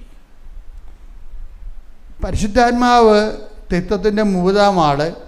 ക്രിസ്തുവിൻ്റെ കാലത്തിന് മുമ്പ് കർത്താവിൻ്റെ ആത്മാവ്, ദൈവത്തിൻ്റെ ആത്മാവെന്നൊക്കെ പറഞ്ഞുള്ളത്. ക്രിസ്തുവിൻ്റെ കാലം വന്നപ്പോൾ മാതാവിനോട് പറഞ്ഞത് പരിശുദ്ധാത്മാവ് നിൻ്റെ മേൽ വരുമെന്നാണ് പറഞ്ഞത്. അപ്പോൾ എല്ലാം മാറി. പരിശുദ്ധാത്മാവിൻ്റെ ലേബൽ മൊത്തം മാറി. കണ്ടൻറ്റ് വൈസ് സെയിം ആണെങ്കിൽ ആപ്ലിക്കേഷൻസ് മാറി. ഇപ്പം നമ്മൾ പുതിയ പുതിയ ആപ്പുകളെല്ലാം ഉണ്ടാക്കണം ഓരോരോ കാര്യത്തിനും. ഇപ്പം ഞാൻ കാനഡയിൽ ചെന്നപ്പോൾ അവിടെ എന്നെ സുവിശേഷത്തിന് ശുശ്രൂഷയ്ക്ക് ധ്യാനത്തിന് വേണ്ടി വിളിച്ച ഒരു ബ്രദറ് കാനഡയിലെ ചില കായൽ തീരങ്ങളെല്ലാം കൊണ്ടുപോയി. അപ്പോൾ ഒരു കോട്ടയത്തൊരു തോമസ് ചേട്ടൻ്റെ വീട്ടിൽ കൊണ്ടുപോയി. അവിടെ കൊണ്ടുപോയപ്പോൾ അത് കായൽ തീരത്താണ്. അപ്പോൾ തോമസ് ചേട്ടൻ്റെ വീട്ടിൽ ഞാൻ അവരുടെ വീടിൻ്റെ പുറകിൽ ഇങ്ങനെ കായലിൻ്റെ ഭംഗി കണ്ടങ്ങനെ ഇരിക്കുന്ന സമയത്ത് അവിടെ കുറേ പക്ഷിക്കൂടുകൾ ക്രിയേറ്റ് ചെയ്ത് വെച്ചിട്ടുണ്ട് അവർ. അപ്പോൾ എന്നോട് പറഞ്ഞ് ഇവിടെയാണ് കാർഡിനൽസ് വരണമെന്ന് പറഞ്ഞ്, കാർഡിനൽസ് വരണത്. അപ്പോൾ ഞാനിവിടെ കർദിനാൾമാർ മരത്തേ വരാൻ പോടാ. അല്ല എന്താ പ്രശ്നം, കാനഡയിൽ കാർഡിനൽ പക്ഷികളുണ്ട്. അപ്പോൾ എനിക്കത് പെട്ടെന്ന് മനസ്സിലായില്ല. കാർഡിനൽ വെച്ച് കഴിഞ്ഞാൽ അതുപോലെ തന്നെ തലപ്പാവും പിന്നെ മുഴുവൻ തൂവലും ഇങ്ങനെ ഞെട്ടിപ്പിക്കുന്ന, കണ്ണം ചെപ്പിക്കുന്ന, മോഹിപ്പിക്കുന്ന ചുവപ്പ് നിറവാണ്. അതാണ് കാർഡിനൽ പക്ഷികൾ. അപ്പോൾ എനിക്ക് ഭയങ്കര ഇൻട്രസ്റ്റായി. ഞാൻ പറഞ്ഞു ഞാൻ കാർഡിനൽ പക്ഷിയെ കണ്ടിട്ടില്ലെന്ന് പറഞ്ഞ്. ഇപ്പം കാണിച്ചു തരാമെന്ന് പറഞ്ഞ് പുള്ളി ഉടനെ ഒരു ആപ്പ് അപ്ലോഡ് ചെയ്ത് പക്ഷികളാണ്. അപ്പോൾ ഉടനെ പുള്ളിയുടെ മൊബൈലിലേക്ക് ഒരു ആപ്പ് അപ്ലോഡ് ചെയ്ത് വെച്ചും പക്ഷികൾ എവിടെയെല്ലാം ഉണ്ടെന്ന് കാണിക്കുന്ന ആപ്പാണ്. ഈ പക്ഷി ഇപ്പോൾ എവിടെ ഇരിപ്പുണ്ടെന്ന് ഈ ആപ്പ് പറയും. അങ്ങനെ ഈ പക്ഷി മാത്രമല്ല, നമ്മൾ അടിച്ചു കൊടുക്കുന്ന എല്ലാ പക്ഷികളും അതിൻ്റെ കളർ എന്താണ്, ഫീച്ചേഴ്സ് എന്താണ്, ഉടനെ സെക്കൻഡുകൾക്കുള്ളിൽ അദ്ദേഹം എന്നെ കാർഡിനൽ പക്ഷിയെ കാണിച്ചു തന്നു. അപ്പം ആപ്പ് അത്രയും ഡെവലപ്പഡായിരിക്കുകയാണ് ഇത് ദേവിക. ഇതുപോലെ പുതിയ നിയമത്തിൽ പരിശുദ്ധാത്മാവിൻ്റെ ആപ്ലിക്കേഷൻ ചേഞ്ച് ചെയ്തിട്ടുണ്ട്. അതെപ്പോഴും നമ്മൾ മനസ്സിലാക്കണം. പഴയ നിയമത്തിൽ പരിശുദ്ധാത്മാവ് വിളിക്കണ ദൈവത്തിൻ്റെ ആദ്യ ദൈവം ആകാശം ഭൂമിയെ സൃഷ്ടിച്ചു, ഭൂമി രൂപരഹിതമായിരുന്നു, ആഴത്തിന് മീതെ അന്ധകാരം വ്യാപിച്ചിരുന്നു, അന്ധകാരത്തിന് ജലപ്പരപ്പിലൂടെ ദൈവത്തിൻ്റെ ആത്മാവ് ഉണ്ടാവും. കാച്ചിറ്റ് എന്താണ് ദൈവത്തിൻ്റെ ആത്മാവ്. അപ്പോൾ ദൈവത്തിൻ്റെ ആത്മാവായിരുന്ന ആളാണ്. പിന്നെ ഇങ്ങോട്ട് എസക്കേലിൻ്റെ കാലം വരുമ്പോഴേ എസക്കേലിന് പറയും അസ്ഥികളുടെ താഴെ വരെ കർത്താവിനെ കൊണ്ടു നിർത്തി എന്നോട് ചോദിച്ചു, മനുഷ്യപുത്ര ഇവ ജീവിക്കുമോ? ഞാൻ പറഞ്ഞു, കർത്താവെ അങ്ങേക്കറിയാമല്ലോ, എങ്കിൽ 4 വായ്ക്കളോട് നീ കൽപ്പിക്കുക. അപ്പോൾ എസക്കേൽ പറഞ്ഞു, കർത്താവിൻ്റെ നാമത്തെ ഞാൻ കൽപ്പിക്കുന്നു, അസ്ഥികളെ നിങ്ങൾ എഴുന്നേൽക്കുവിൻ. അപ്പോൾ കിരികിര ശബ്ദത്തിലെ അസ്ഥികളെല്ലാം യോജിച്ച് ഒരു സൈന്യമായി നിൽക്കുകയാണ്. അപ്പോൾ ഇതെന്താണ്? കർത്താവിൻ്റെ ആത്മാവ്. അതാണ്. അതായത് ദൈവത്തിൻ്റെ ആത്മാവ് ഉൽപ്പത്തിയിൽ എസക്കേലിൽ വരുമ്പോൾ സൈന്യങ്ങളെ പുനഃക്രമീകരിക്കുന്ന ആത്മാവ് മാറി, പേര് മാറി, ആപ്ലിക്കേഷൻസ് മാറി. ആദ്യ ദൈവം ആകാശഭൂമി സൃഷ്ടിച്ച് ഭൂമി രൂപരഹിതമായിരുന്നു, ശൂന്യമായിരുന്നു എന്ന് പറഞ്ഞിട്ട് ആഴത്തിനും ഇത് അന്ധകാരം വ്യാപിച്ചിരുന്നു. അന്ധകാരത്തിലൂടെ ദൈവത്തിൻ്റെ ആത്മാവ് ചലിച്ചു. അപ്പോൾ ദൈവത്തിൻ്റെ ആത്മാവ് ചലിച്ച് ഒരു ജീവൻ ഉണ്ടാക്കുന്നതാണ് അതിൻ്റെ ദൗത്യമാണ് ആദ്യ പരിശുദ്ധാത്മാവ് ഉണ്ടായിരുന്നത്. ഉണ്ടായ ജീവൻ വീണ്ടും ഫിസിക്കലായിട്ട് ഡിസ്റ്റോർട്ടായിപ്പോയി, മണ്ണോട് മണ്ണ് ചേർന്ന് തകർന്ന് തരിപ്പണമായ അതിനെ പുനഃക്രമീകരിക്കുന്ന ആപ്ലിക്കേഷൻസാണ് പിന്നെന്താണ് കർത്താവിൻ്റെ ആത്മാവ്. ഇനി തിരിച്ച് മാതാവിലേക്ക് വരുമ്പോൾ, പുതിയ നിയമത്തിലേക്ക് വരുമ്പോൾ ആപ്ലിക്കേഷൻ വീണ്ടും ചേഞ്ച് ചെയ്യും. എന്താ പറയണത്? സംഭവം ഒന്ന് തന്നെ, ഫീച്ചേഴ്സ് മാറും. എന്താ വന്നിരിക്കണത്? അതായത് അമ്മ ചോദിക്കും, ഇതെങ്ങനെ സംഭവിക്കും? ഞാൻ പുരുഷനെ അറിയുന്നില്ലല്ലോ. അപ്പോഴേ എനിക്കതിനെക്കുറിച്ച് ഐ ഹാവ് നോ ഐഡിയ. ശരിക്കും പറഞ്ഞാൽ ഉൽപ്പത്തി പറഞ്ഞത് തന്നെയാണ് അമ്മ ഇപ്പോഴും പറയണത്. ഉൽപ്പത്തി പറയുമ്പോൾ ഉൽപ്പത്തിയിലും പറഞ്ഞത് എന്താണ്? ഭൂമി രൂപരഹിതമായിരുന്നു, ആഴത്തിന് മീതെ അന്ധകാരം വ്യാപിച്ചിരുന്നു. അപ്പം ഭൂമി രൂപരഹിതമാകുമ്പോൾ ഒരു ഐഡിയയും ഇല്ലാതെ നിൽക്കുമ്പോഴും വെള്ളത്തിന് മീതെ കർത്താവിൻ്റെ ആത്മാവ് ചലിക്കുന്നു. ഇവിടെയും കേസ് കേട്ടത് തന്നെയാണ്. അമ്മ പറയും, എനിക്കൊരു രൂപവുമില്ലല്ലോ. ഇതെങ്ങനെ സംഭവിക്കും? ഞാൻ പുരുഷനെ അറിയുന്നില്ല, അതാണ് എനിക്കൊരു രൂപവുമില്ലല്ലോ. ഉൽപ്പത്തിയിൽ പറഞ്ഞിരിക്കുന്നത് തന്നെയാണ് ഇവിടെയും പറഞ്ഞിരിക്കുന്നത്. പക്ഷേ ഇവിടെ എനിക്ക് രൂപമില്ലെന്ന് പറയുമ്പോൾ ഇതെന്ന് പറയുന്നത് മനുഷ്യനെ കേവല മനുഷ്യനെ ഉണ്ടാക്കിയാൽ പോരാ. ഈ മനുഷ്യൻ ചെയ്ത പാപത്തിന് പരിഹാരമായിട്ട് സ്വയം കുരിശിൽ ഏൽപ്പിക്കപ്പെട്ടിട്ട് ദൈവത്തെ മഹത്വപ്പെടുത്തുന്ന ആന്തരികമായ രക്ഷാകരമായ ദൗത്യം പേറുന്നതാണ്. രക്ഷാകരമായ ദൗത്യം പേടി മനുഷ്യൻ്റെ വീണ്ടെടുപ്പിന് വേണ്ടിയുള്ള അവതാരമാണ് ഇനി വരാൻ പോണത്. അതിനെ എന്തു ചെയ്യണം? അതിന് ആ പഴയ ദൈവത്തിൻ്റെ ആത്മാവും ആ ദൗത്യം പോരാ. പിന്നെന്താണ്? പരിശുദ്ധാത്മാവ് വേണം. അപ്പോൾ മാറി. അവിടെ എന്താ എക്സ്ട്രാ വന്നിരിക്കണം? അവിടെ പരിശുദ്ധാത്മാവെന്ന് പറയുമ്പോഴേ ഈ ആത്മാവിൻ്റെ തിന്മ നിറഞ്ഞ ഒരു സാഹചര്യത്തിൽ ഇത് വർക്കൗട്ട് ചെയ്യത്തില്ല. അതാ വിഷയം. അശുദ്ധമായ ഒരു സാഹചര്യത്തിൽ ഇത് വർക്കൗട്ട് ചെയ്യത്തില്ല. കാര്യം ഇത് മുന്തിയ നിലവാരമുള്ള വലിയ രക്ഷാകര ഓപ്പറേഷന് വേണ്ടി ദൈവത്തിൻ്റെ ദാനമായിട്ട് വരണതാണ്. അതുകൊണ്ട് എന്തു ചെയ്യും? അശുദ്ധാത്മാവ് ഇതിനെ ടാർഗറ്റ് ചെയ്യുന്നത് കൊണ്ടാണ് ഇവിടെ പാപത്തിന് പരിഹാരമായിട്ടല്ലേ ഈശോ വരണത്. അപ്പം അശുദ്ധാത്മാവിനെ ടാർഗറ്റ് ചെയ്യുന്നത് കൊണ്ടാണ് ഇവിടെ പരിശുദ്ധാത്മാവിൻ്റെ ദൗത്യത്തിൽ കർത്താവിൻ്റെ ആത്മാവിനെ പരിശുദ്ധാത്മാവെന്ന് വിളിക്കണം. അത് മിഷൻ ബേസിൽ വിളിക്കണതാണ്. ഇതുപോലെ തന്നെയാണ് നമ്മളിലും പരിശുദ്ധാത്മാവിൻ്റെ ഒരു അപ്ഡേഷൻസ് വരണം. പരിശുദ്ധാത്മാവിൻ്റെ അപ്ഡേഷൻസ് വരുമ്പോൾ നിങ്ങൾ നന്നായി പ്രവർത്തിക്കുന്നു, ഐ ആം സോ ഹാപ്പി. പക്ഷെ നിങ്ങൾ വിശുദ്ധിയോടെ പ്രവർത്തിക്കാൻ വേണ്ടി, അതാണ് ഇതിൻ്റെ അകത്ത് വരുന്ന വെല്ലുവിളി. ഉടമ്പടി. കാര്യം ഉടമ്പടിയിൽ വരുമ്പോൾ പരിശുദ്ധാത്മാവ് മാത്രമേ വർക്കൗട്ട് ചെയ്യത്തുള്ളൂ. കാര്യം എന്താണ്? ഉടമ്പടി വിശുദ്ധനായ പരമപരിശുദ്ധനായ ദൈവവുമായിട്ടുള്ള ബൈലാറ്ററൽ എഗ്രിമെൻറ്റാണ്.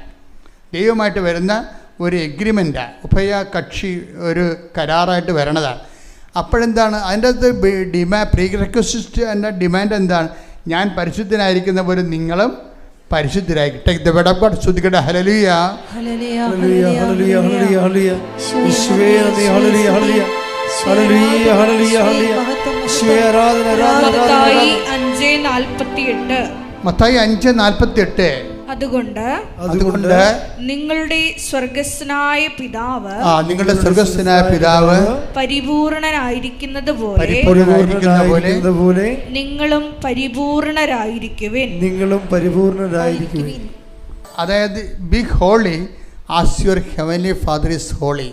ഇതെല്ലാം ഒരുമിച്ച് പോകുന്ന, ഒരേ നിലപാടിൽ പോകുന്ന ദൈവത്തിൻ്റെ നമ്മളോടുള്ള ഡിമാൻഡ്സാണ് വരണത്. അതുകൊണ്ടാണ് ഈ ആദ്യത്തെ ഉടമ്പടി തന്നെ എബ്രാഹത്തിനോട് പറയും, നീ എൻ്റെ മുമ്പാകെ ഉണ്ടാകണം, പിന്നെ എന്ത് ചെയ്യണം? കുറ്റം പറ്റവനായിരിക്കണം. അത് കണ്ടിന്യൂ ചെയ്യുന്നുണ്ട്. ഉടമ്പടി ബേസിക് നോളജിൽ ആ 17:1 വർക്കൗട്ട് ചെയ്യുന്നുണ്ട്. ശ്രുതിക്കട്ടെ. ഹല്ലേലൂയ, അബ്രാമിന് 99 വയസ്സായപ്പോൾ കർത്താവ് പ്രത്യക്ഷപ്പെട്ട് അവനോട് അരുൾ ചെയ്തു, സർവശക്തനായ ദൈവമാണ് ഞാൻ, എന്റെ മുമ്പിൽ വ്യാപരിക്കുക,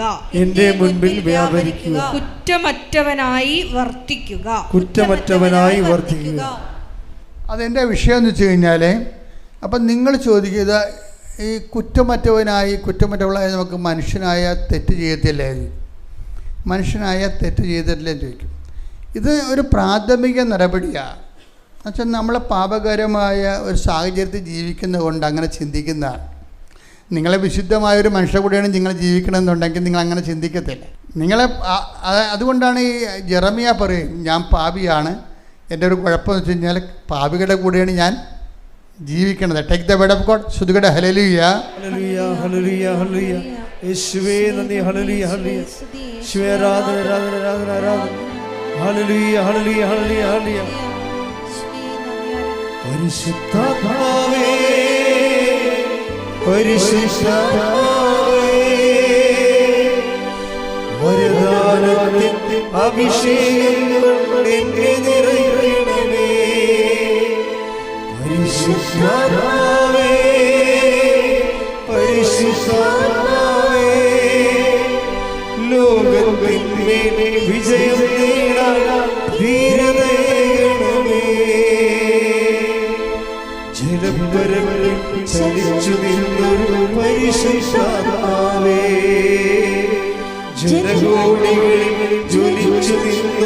പരിശുദ്ധാത്മാവേ, ജലപ്പരപ്പിൽ ചലിച്ചു നിന്നൊരു പരിശുദ്ധാത്മാവേ, ജലകോടികളിൽ ജ്വലിച്ചു നിന്നൊരു പരിശുദ്ധാത്മാവേ. യെശയ്യാ 6:5 ഞാൻ പറഞ്ഞു എനിക്ക് ദുരിതം, ഞാൻ നശിച്ചു. എന്തെന്നാൽ ഞാൻ അശുദ്ധമായ അതരങ്ങളുള്ളവനും അശുദ്ധമായ അതരങ്ങളുള്ളവരുടെ മധ്യേ വസിക്കുന്നവനുമാണ്. എന്തെന്നാൽ സൈന്യങ്ങളുടെ കർത്താവായ രാജാവിനെ എന്റെ നയനങ്ങൾ ദർശിച്ചിരിക്കുന്നു. Praise the Lord. അതായത് ഈ സമയം അൾത്താരയിൽ നിന്ന് ഒരു കൊടില് കൊണ്ടൊരു കനല് കൊണ്ടുവന്ന് ഈ യേശയ്യാവിൻ്റെ നാവിൽ വെക്കുന്നുണ്ട്. Take that portion. ശ്രുതികട്ടെ ഹല്ലേലൂയ. യെശയ്യാ 6:6. യെശയ്യാ 6:6. അപ്പോൾ സെറാഫുകളിൽ ഒന്ന് ബലിപീഠത്തിൽ നിന്ന് കൊടിൽ കൊണ്ട് എടുത്ത ഒരു തീക്കനലുമായി എന്റെ അടുത്തേക്ക് പറന്നു വന്നു. അവൻ എന്റെ അധരങ്ങളെ സ്പർശിച്ചിട്ട് പറഞ്ഞു, ഇത് നിന്റെ അധരങ്ങളെ സ്പർശിച്ചിരിക്കുന്നു. നിന്റെ മാലിന്യം നീക്കപ്പെട്ടു. എന്ന് പറഞ്ഞ നിന്റെ മാലിന്യം നീക്കപ്പെട്ടു. നിന്റെ പാപം ക്ഷമിക്കപ്പെട്ടിരിക്കുന്നു. അതിന്റെ വിഷയം വെച്ചാൽ ഈ ഐസയ എങ്ങനെയാണ് പാപവിമുക്തനാകണത്? അദ്ദേഹം അത് അസൈൻ ചെയ്ത് പറയുന്നുണ്ട്, ഞാൻ പാപിയാണ്, പാപികളുടെ കൂടെയാണ് താമസിക്കണത്. അപ്പോൾ ദൈവം ഒരു കനൽ കൊണ്ടുവന്ന് അവൻ്റെ നാവിൽ തൊടും. എന്നിട്ട് പറയും, നിൻ്റെ മാലിന്യം നീക്കപ്പെട്ടിരിക്കുന്നു എന്ന് പറയും. അതായത് എപ്പോഴും നമ്മൾ ശ്രദ്ധിക്കേണ്ട ഒരു കാര്യം, ഈ പാപത്തെ സമീപിക്കുമ്പോൾ നമ്മൾ ശ്രദ്ധിക്കേണ്ട ഒരു കാര്യമുണ്ട്. നിങ്ങൾ പാപത്തെയാണ് ടാർഗറ്റ് ചെയ്യണത്. That should not. പാപത്തെ ആണ് ടാർഗറ്റ് ചെയ്യണത്, പാപത്തെ അല്ല ടാർഗറ്റ് ചെയ്യേണ്ടത്. ശരിക്കും പറഞ്ഞാൽ നമ്മളെ ഇപ്പോൾ ഒരു പാപകരമായ സാഹചര്യം ജീവിക്കുന്നത് ഇപ്പോൾ ഉണ്ട്. ഇപ്പം തന്നെ ജെറമിയായോടും പറഞ്ഞത് എന്താണ്? ജെറമിയായും പറയണത് ഇത് തന്നെയാണ്. കർത്താവിൻ്റെ ദർശനം എനിക്കുണ്ടായി, കർത്താവിൻ്റെ നാവിൽ തൊട്ടു, പിഴുതെറിയാൻ, ഇടിച്ചു തകർക്കാൻ. ടേക്ക് ദ ബിഡ് ഓഫ് ശ്രുതികട്ടെ ഹല്ലേലൂയ. യേശുവേ നന്ദി. ഹല്ലേലൂയ ഹല്ലേലൂയ ഹല്ലേലൂയ ഹല്ലേലൂയ ഹല്ലേലൂയ. യേശുവേ ആരാധന ആരാധന ആരാധന. യേശുവേ മഹത്വം മഹത്വം മഹത്വം മഹത്വം. ഹല്ലേലൂയ ഹല്ലേലൂയ ഹല്ലേലൂയ. ജെറമിയാ 1:7 മുതലുള്ള തിരുവചനങ്ങൾ. ജെറമിയ 1:7. കർത്താവ് എന്നോട് അരുളി ചെയ്തു, വെറും ബാലനാണെന്ന് നീ പറയരുത്. ഞാൻ അയക്കുന്നിടത്തേക്ക് നീ പോകണം. ഞാൻ കൽപ്പിക്കുന്നത് എന്തും സംസാരിക്കണം. നീ അവരെ ഭയപ്പെടേണ്ട. നിന്റെ രക്ഷയ്ക്ക് നിന്നോട് കൂടെ ഞാനുണ്ട്. കർത്താവാണിത് പറയുന്നത്. അനന്തരം കർത്താവ് കൈ നീട്ടി എന്റെ അധരത്തിൽ സ്പർശിച്ചുകൊണ്ട് അരുളി ചെയ്തു, ഇതാ എന്റെ വചനങ്ങൾ നിന്റെ നാവിൽ ഞാൻ നിക്ഷേപിച്ചിരിക്കുന്നു. പിഴുതെറിയാനും ഇടിച്ചു തകർക്കാനും നശിപ്പിക്കാനും തകിടം മറിക്കാനും പണിതുയർത്താനും നട്ടുവളർത്താനും വേണ്ടി ഇന്നിതാ ജനതകളുടെയും രാജ്യങ്ങളുടെയും മേൽ നിന്നെ ഞാൻ അവരോധിച്ചിരിക്കുന്നു. ഇപ്പൊ ഒരു കാര്യം മനസ്സിലായില്ലേ? ഐസയായിൽ എന്താണ് നാവിൽ കൊണ്ടുവന്ന് വെച്ചത്? കനല്. ജെറമിയാൽ എന്താ കൊണ്ടുവന്ന് വെച്ചത്? വചനം. അപ്പോൾ ഐസയാലും കൊണ്ടുവന്ന് വെച്ചിരിക്കുന്നത് എന്താണ്? വചനമാണ്. മനസ്സിലായില്ലേ? ഒരു മനുഷ്യൻ, നമ്മുടെ പാപത്തെയാണ് ആൾക്കാരെ ടാർഗറ്റ് ചെയ്യണത്, പാപത്തെ അല്ല ടാർഗറ്റ് ചെയ്യേണ്ടത്. എന്താണ്? പാപത്തെ ടാർഗറ്റ് ചെയ്യണമെങ്കിൽ വചനത്തെ ടാർഗറ്റ് ചെയ്യണം, നിങ്ങൾ വിശുദ്ധനാകണമെങ്കിൽ. അതാണ് കർത്താവ് 15:3 പറയണത്. യോഹന്നാൻ, take the word of God. ഞാൻ നിങ്ങളോട് പറഞ്ഞ വചനം നിമിത്തം നിങ്ങൾ ശുദ്ധിയുള്ളവരായിരിക്കുന്നു.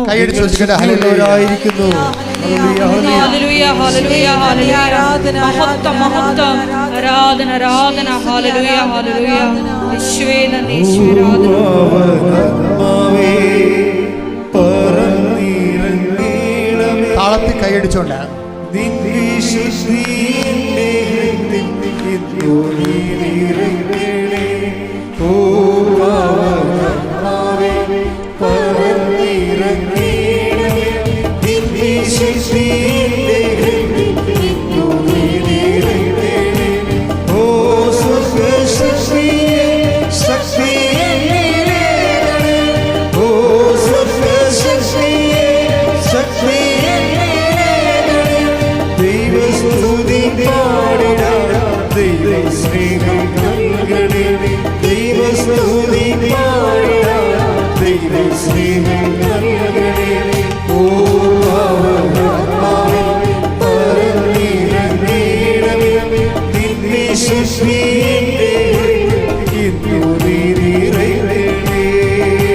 പരിശുദ്ധ പരമദിവ്യകാരുണ്യത്തിന് ആരാധനയും സ്തുതിയും പുകഴ്ചയും ഉണ്ടായിരിക്കട്ടെ. അതായത് നമ്മൾ ഉടമ്പടി എപ്പോഴും അവൻ പറയണത് പോലെ ചെയ്യുകയാണ്.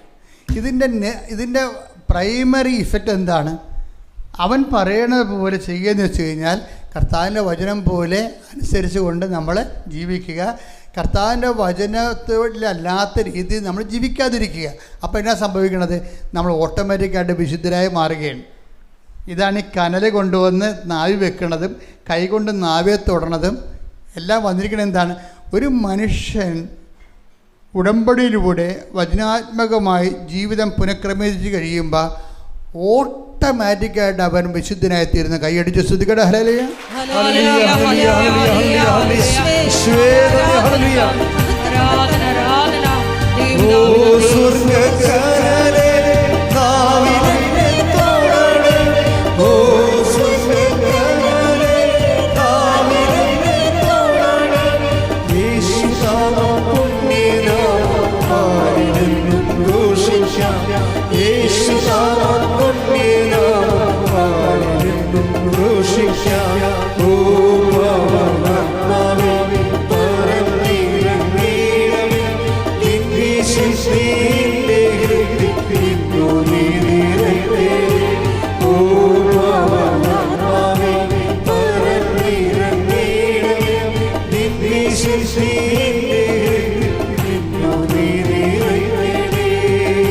പരിശുദ്ധ പരമദിവ്യകാരുണ്യത്തിന്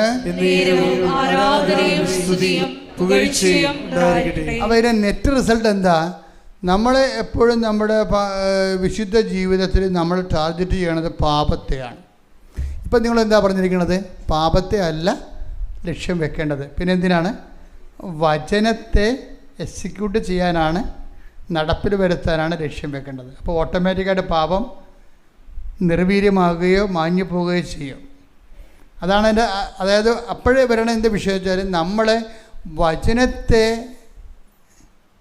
നമ്മൾ ലക്ഷ്യം വെച്ച് കഴിഞ്ഞാൽ അവിടെ എന്ത് സംഭവിക്കണത്? നമ്മൾ ദൈവത്തിൻ്റെ വാക്കുകളെ മാനിക്കുക. ദൈവത്തെ വാക്കുകളെ നമ്മൾ മാനിക്കുന്നതനുസരിച്ച് പിന്നീട് എന്നെ കർത്താവിൻ്റെ ഒരു സൊല്യൂഷൻ എന്ന് പറയണത്, എന്നെ സ്നേഹിക്കുന്നവനെ ഞാനും സ്നേഹിക്കും. പിന്നെ അതുപോലെ തന്നെ എന്നെ ബഹുമാനിക്കുന്നവനെ ഞാനും ബഹുമാനിക്കും. ഇത് ഇങ്ങനെ എല്ലായിടത്തും റെക്കർ ചെയ്യുന്ന ഒരു സൊല്യൂഷനാണ്. ഞാൻ നിങ്ങൾ പറയണത്, നീ എനിക്ക് ബഹുമാന്യതനും പ്രിയങ്കരനും യോഗ്യനുമായി മാറുന്നതിന് ആദ്യ നടപടി നമ്മൾ വചനത്തെ ബഹുമാനിച്ചുകൊണ്ട് ജീവിതത്തിൽ ഓട്ടോമാറ്റിക്കായിട്ട് വിശുദ്ധിയിലേക്ക്, നമ്മൾ പാപത്തെ ടാർഗറ്റ് ചെയ്യുമ്പോൾ ആണ് നമുക്ക് വിഷയം.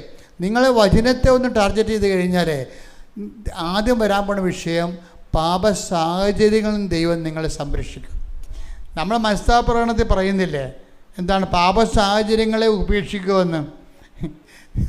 മേരി പാപം ചെയ്യില്ലെന്ന്. പാപ സാഹചര്യങ്ങളെ നമ്മൾ ഉപേക്ഷിക്കണമല്ല ശരിക്കും സംഭവിക്കേണ്ടത്.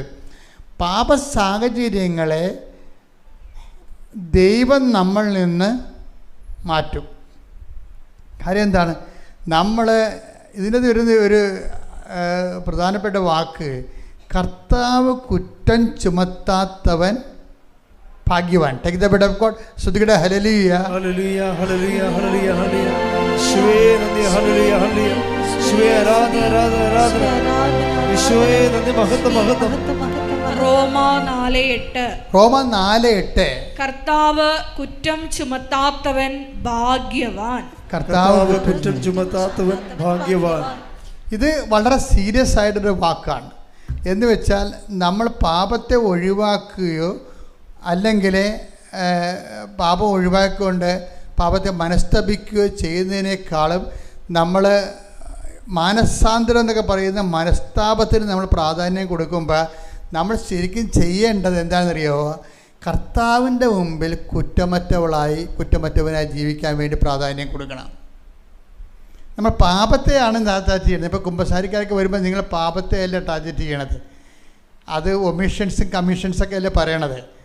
ചെയ്ത കാര്യങ്ങളും ഉപേക്ഷ കൊണ്ടൊക്കെ സംഭവിച്ച കാര്യങ്ങൾ അതനുസരിച്ച് നിങ്ങളതിനെ പാപത്തെയാണ് അതിൻ്റെ അത് ലക്ഷ്യം വെക്കണത്, അതിനെ ടാർഗറ്റിൽ വെക്കണത്. പക്ഷേ അങ്ങനെ അല്ല ശരിക്കും പറഞ്ഞാൽ ആരോഗ്യപരമായ ഒരു ആത്മീയത ഡെവലപ്പ് ചെയ്തെടുക്കുന്നത്. ആരോഗ്യപരമായ ആത്മീയത എന്ന് പറഞ്ഞാൽ ദൈവം നമ്മളുള്ള ആത്മബന്ധത്തിൻ്റെ വിഷയമാണ്. ആത്മബന്ധത്തിന് നെറ്റിഫെറ്റിൽ ദൈവം നൽകുന്ന പ്രസ്താവനയാണ്, നീ എനിക്ക് പ്രിയങ്കരനാണ്, നീ എനിക്ക് പ്രിയങ്കരിയാണ്, നീ എനിക്ക് ബഹുമാന്യനാണ്, നീ എനിക്ക് യോഗ്യനാണെന്ന് പറയണത്. അത് ദൈവത്തിൻ്റെ ഭാഗത്തു നിന്ന് ഉണ്ടാകണമെന്നുണ്ടെങ്കിൽ ആദ്യം നമ്മൾ ചെയ്യണത് എന്താണ്? ദൈവത്തെ ടാർഗറ്റ് ചെയ്തുകൊണ്ട് ആധ്യാത്മികത പുനഃക്രമീകരിക്കണം. ഇപ്പോൾ ജോസഫ് ജോണിൻ്റെ ഇത് ഞാൻ ഇത്രയും തിയറട്ടിക്കലായിട്ട് പറയുമ്പോൾ ഇനി അതിൻ്റെ പ്രാക്ടിക്കൽ സൈഡിലേക്ക് വരുമ്പോൾ ജോസഫ് ജോൺ എന്താ ചെയ്യുന്നത് വെച്ചാൽ ഈ ദൈവത്തോടുള്ള ബഹുമാനവും സ്നേഹവും കാരണം അദ്ദേഹം പറഞ്ഞ് എൻ്റെ ആദ്യം കിട്ടിയ ജോലി നഷ്ടപ്പെട്ട് ഞാൻ വീട്ടിൽ നിൽക്കേണ്ടി വന്ന ഒരു വർഷം വീട്ടിൽ നിൽക്കേണ്ടി വന്ന്. അപ്പോൾ ഞങ്ങളുടെ രണ്ടാമത്തെ കുഞ്ഞ് ആ സമയത്ത് രണ്ടാമത്തെ കുഞ്ഞുണ്ടായി. അപ്പോൾ രണ്ടാമത്തെ കുഞ്ഞുണ്ടായപ്പോൾ എനിക്ക് ഭയങ്കര സങ്കടമുള്ള ഒരു ദിവസം വന്ന്. കാര്യം വൈഫ് ഞങ്ങൾ ടെസ്റ്റ് ചെയ്യാൻ പോയപ്പോൾ ആ കുഞ്ഞിന് അതിന് പ്രഗ്നൻ്റായ സമയത്ത് വൈഫ് ടെസ്റ്റിന് ചെയ്തപ്പോൾ ഡോക്ടർ പറഞ്ഞു ഈ കുഞ്ഞിന് ഡൗൺ സിൻഡ്രോം ഉണ്ടെന്ന് പറഞ്ഞു.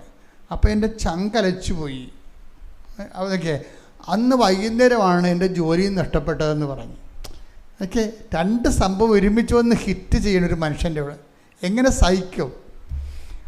6 മാസമുള്ള കുഞ്ഞിനെ ഗർഭവതിയായ ഭാര്യ കുഞ്ഞിനെ ടെസ്റ്റ് ചെയ്തപ്പോൾ ആ കുഞ്ഞിന് ഡൗൺ സിൻഡ്രോം. അന്ന് അതിൻ്റെ സങ്കടപ്പെട്ടുകൊണ്ടിരിക്കുന്ന സമയത്താണ് പെട്ടെന്ന് ജോലി പോയത്. അപ്പോൾ ഈ രണ്ട് തകർച്ച ഒരുമിച്ചൊരു മനുഷ്യൻ ഹിറ്റ് ചെയ്യേ. അപ്പം നിങ്ങളാണെങ്കിൽ എന്ത് ചെയ്യും? അതാണൊരു ചോദ്യം. ഉടമ്പടിത്തിരിയും പച്ചത്തിരിയും നീലത്തിരിയും ഞാൻ ചില വീടുകളിലൊക്കെ സന്ദർഭവശ കയറി ചെല്ലുമ്പോൾ 2 തിരിയും കത്തിച്ച് വെച്ചിട്ടുണ്ട്. എന്നിട്ട് ഈ കക്ഷികൾ എന്ത് ചെയ്യുന്നറിയാമോ? ചിലർ 2 തിരിയും ഒരുമിച്ച് പ്രാർത്ഥിക്കൂ. അങ്ങനെ പറഞ്ഞിട്ടില്ലേ? അത് നിങ്ങളുടെ കയ്യിൽ ദൈവത്തിനെ എങ്ങനെ കൈകാര്യം ചെയ്യാൻ പറ്റാൻ വേണ്ടി, ദൈവത്തെ കൈകാര്യം ചെയ്യാൻ വേണ്ടിയാണ് 2 തിരി ഒപ്പം കത്തിക്കണത്. അങ്ങനെ പറഞ്ഞിട്ടില്ല.